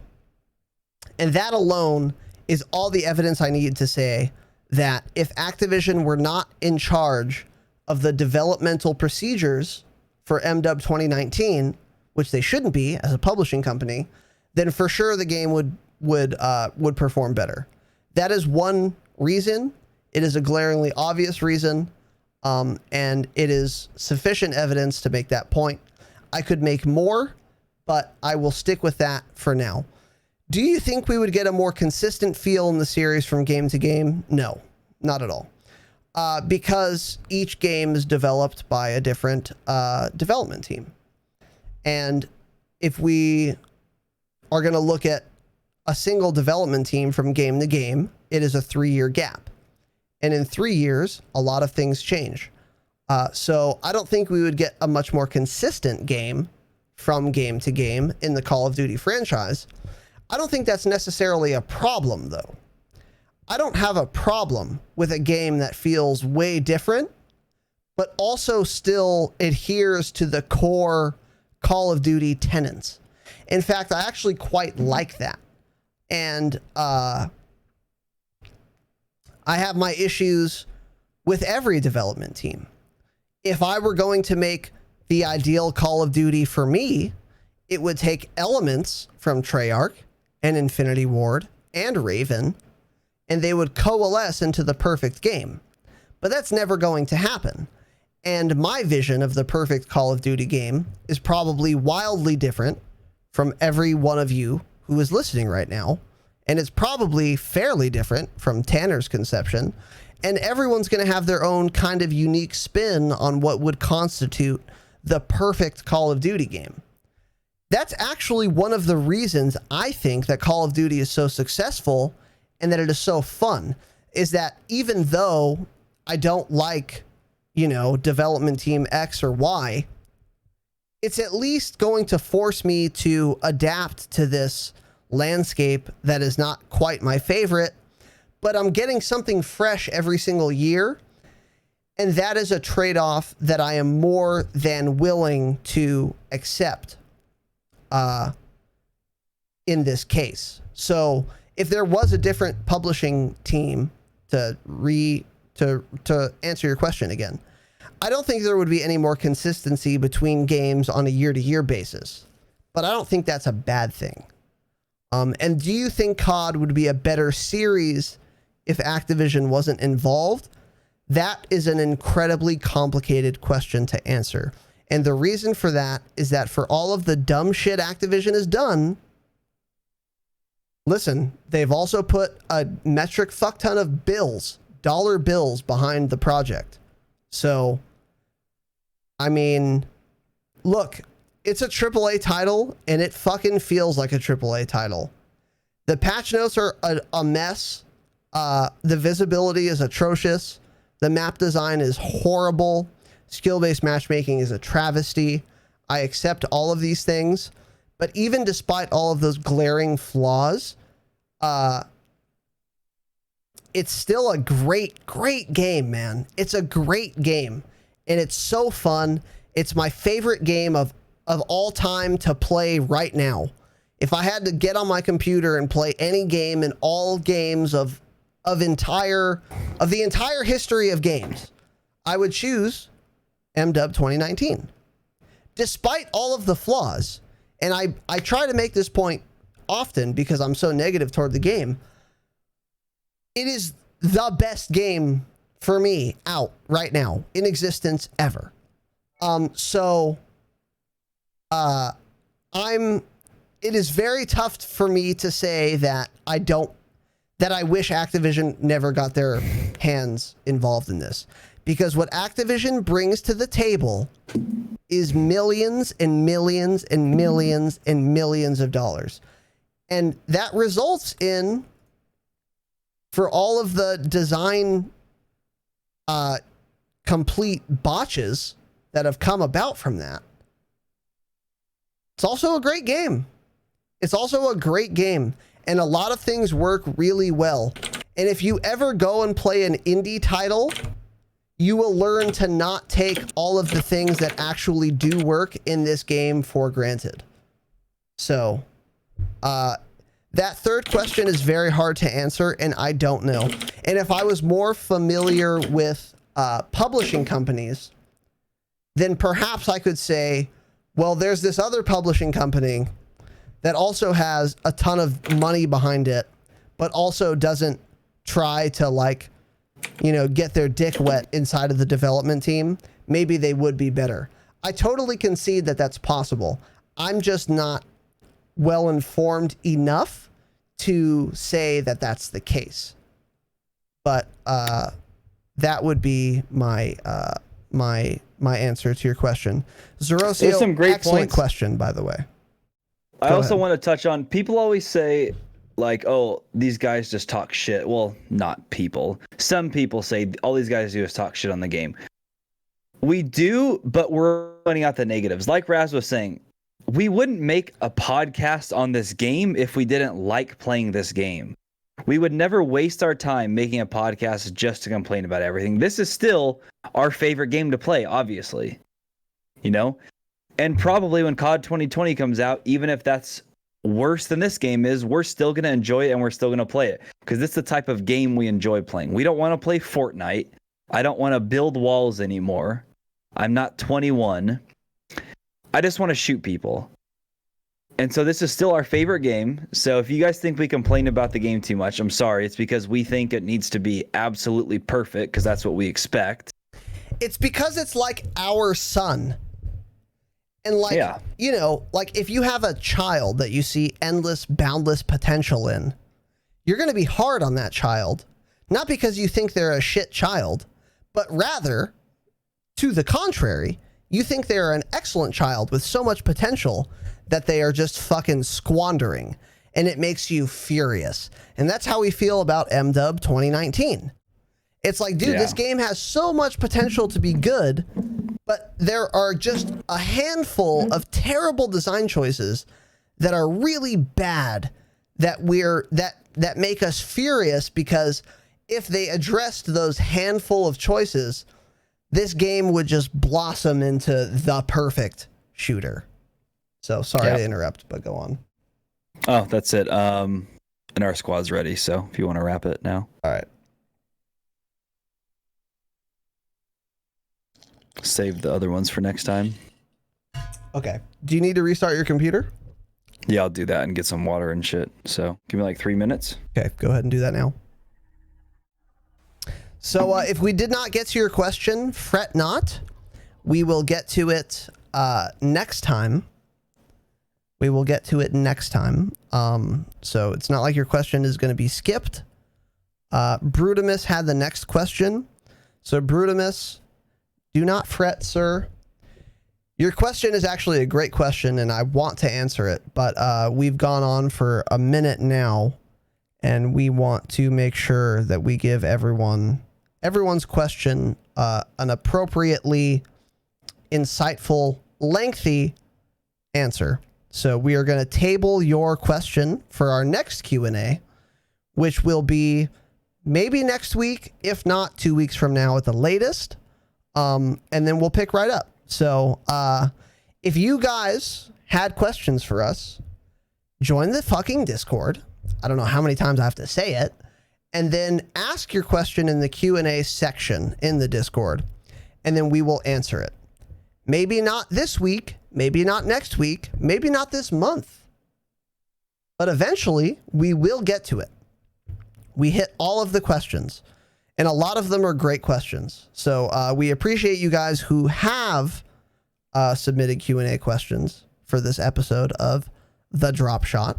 And we will do it again soon. And the last couple things I wanted to cover is that the Joe Rogan Experience is on Spotify, which is kind of fucking crazy. Now, this podcast is listed on Spotify. And if you're listening on Spotify, thank you. I appreciate it. And I actually have been surprised at how many people have been listening on Spotify, because a lot of people have been coming into chat and saying, oh, I've been listening to you on Spotify and this is my first time live or whatever.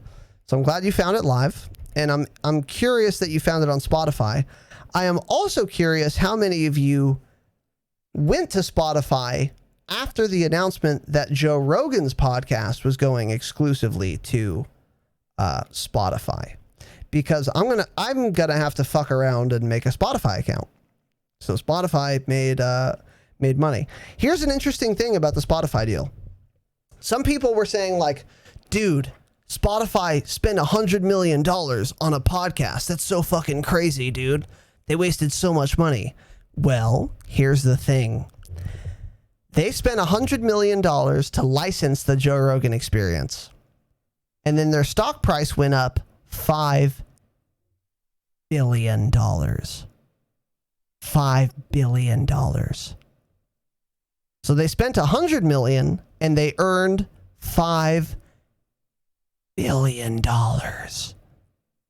So welcome to capitalism.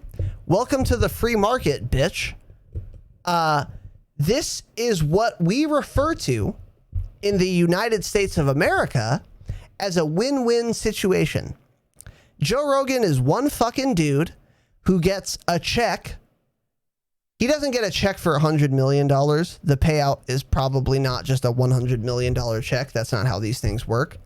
But nonetheless, eventually, he's just going to get paid out about $100 million. That is not a confirmed number. But also, Spotify's fucking stock shoots up $5 billion. So everyone's happy here. Everyone eats, as they say. And this is also a testament to YouTube's poor decision to be the enforcers of the social justice warrior agenda. And they are reaping what they've sown. They are bearing the fruits of their labor. And those fruits are rotten grapefruits. Because this is what happens when you're a censorious cuck on the internet who kowtows to Antifa and other anti-First Amendment, anti-free speech Zoomers who have not read any other book besides the Communist Manifesto. Hey, welcome, YouTube. You fucked up. You lost the biggest podcast in history because you're an idiot. Tanner, do you have anything to say on this Joe Rogan move to Spotify? He's a fucking demon for making it easy. 100 million. Dude, he's gonna buy so many Traegers with that 100 million. Oh my god, it's possible. Go on so many hunting trips. It's possible. So let me catch up on chat here. First of all, Zerosio Khan with the 5 gifted subs. Let's fucking go. And the 500 biddy cheer, dude. Let's fucking go. Czar, thank you very much for the generosity, dude. I appreciate it so much. Very kind of you, sir. Rifty Kobe, Test MGK, Nestle L6. Shout out to a Swotor homie. It's Hulker and 8 Knob U8. Welcome to this small but vibrant and extremely humble community. And Czar, thank you so much again for the cheer and for the gifted subs. Very kind of you, dude. I appreciate you immensely, my friend. Immensely. Let's see. I just want to shoot people, says Laloy. True. Go to bed. Cubas says, Cubas, you're not my dad, and you're not Laloy's dad. Cheers, boys, says Tech Shrapnel. Hell yeah, dude. Tech, I'm glad you made it here live. I'm glad you've been enjoying the podcast, and it's been an honor and a privilege to have you here in the stream for the live edition of The Pod with Da Boish. Literally just searched COD out of nowhere and found you idiots. Love it. True, dude. Yeah. Well, you found us idiots, and I'm glad that you love it. You must also be an idiot if you're enjoying this podcast, but we're all idiots here. Listen, this is a podcast about a video game. No one's taking themselves very seriously because they shouldn't, because this is possibly the most frivolous possible endeavor you can embark on. And so we are all idiots together. So welcome to the Dropshot. Zizuf, welcome. I suspect that you're female. And I like your emote, your weeaboo emote. But welcome to the Dropshot, a Call of Duty podcast. You can find us on iTunes, Spotify, Stitcher, or wherever the fuck you listen to podcasts. So keep that in mind. And then he said, oof, no. So you're not a female. Okay, well, listen. We played SWOTOR together. Okay, what was your SWOTOR name? I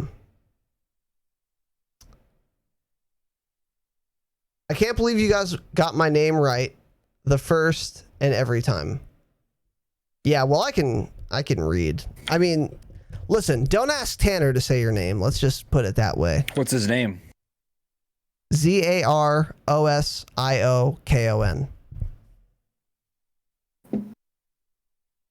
Zarkarus.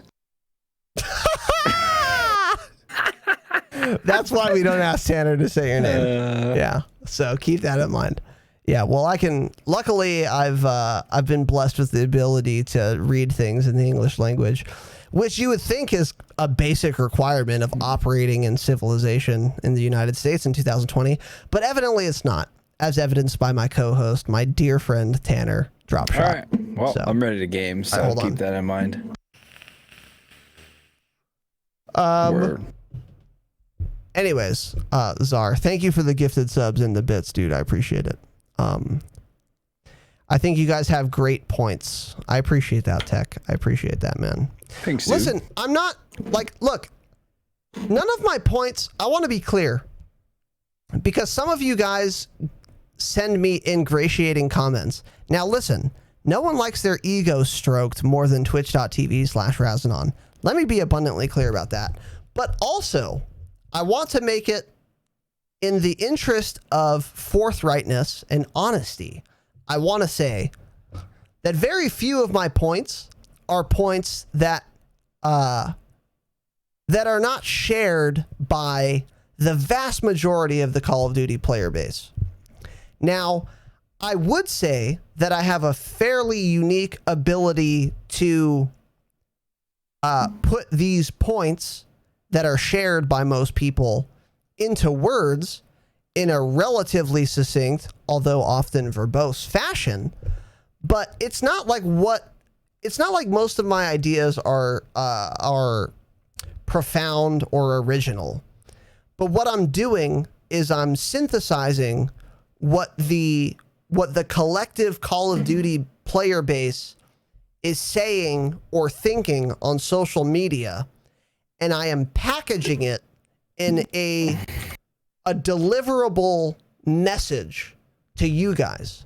So what I'm doing is I'm taking thoughts that you guys already have, and I'm Christmas wrapping them like I'm Santa Claus on December 24th and delivering them to you in a nice, neatly put together package such that you can crystallize what you already thought, but in a more clearly thought out way.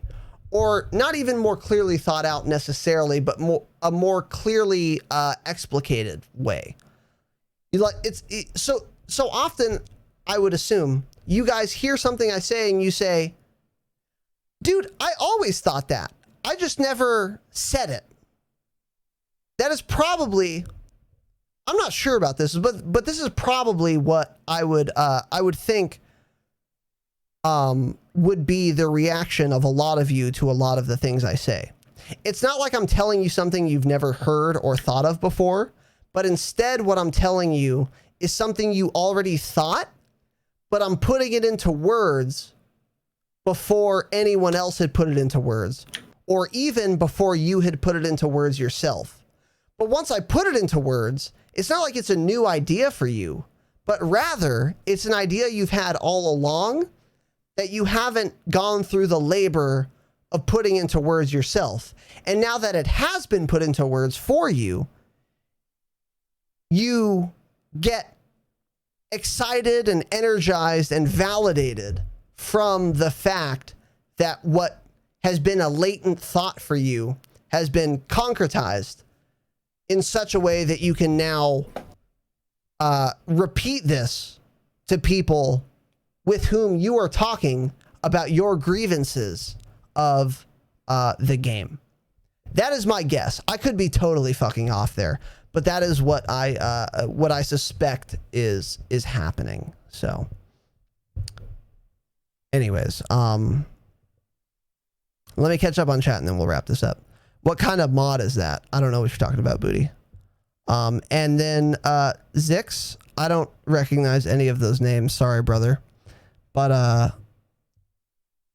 I don't remember most names from SoulSword, and I was also drunk the entire time I played that game. So keep that in mind. You guys make for compelling content. I respect that. I appreciate you, Tech Shrapnel. That is very kind of you to say. Low Cap says wrap it up. Wrap Cap. My thoughts very simple. MDub is pretty trash game that I can't stand. Fair, Leloy. This is a great filibuster. Okay. We'll end it there. Thank you all for watching and listening. I hope you enjoyed this episode of the Dropshot. Have an excellent evening. And as always, remember, stay humble. Stay humble.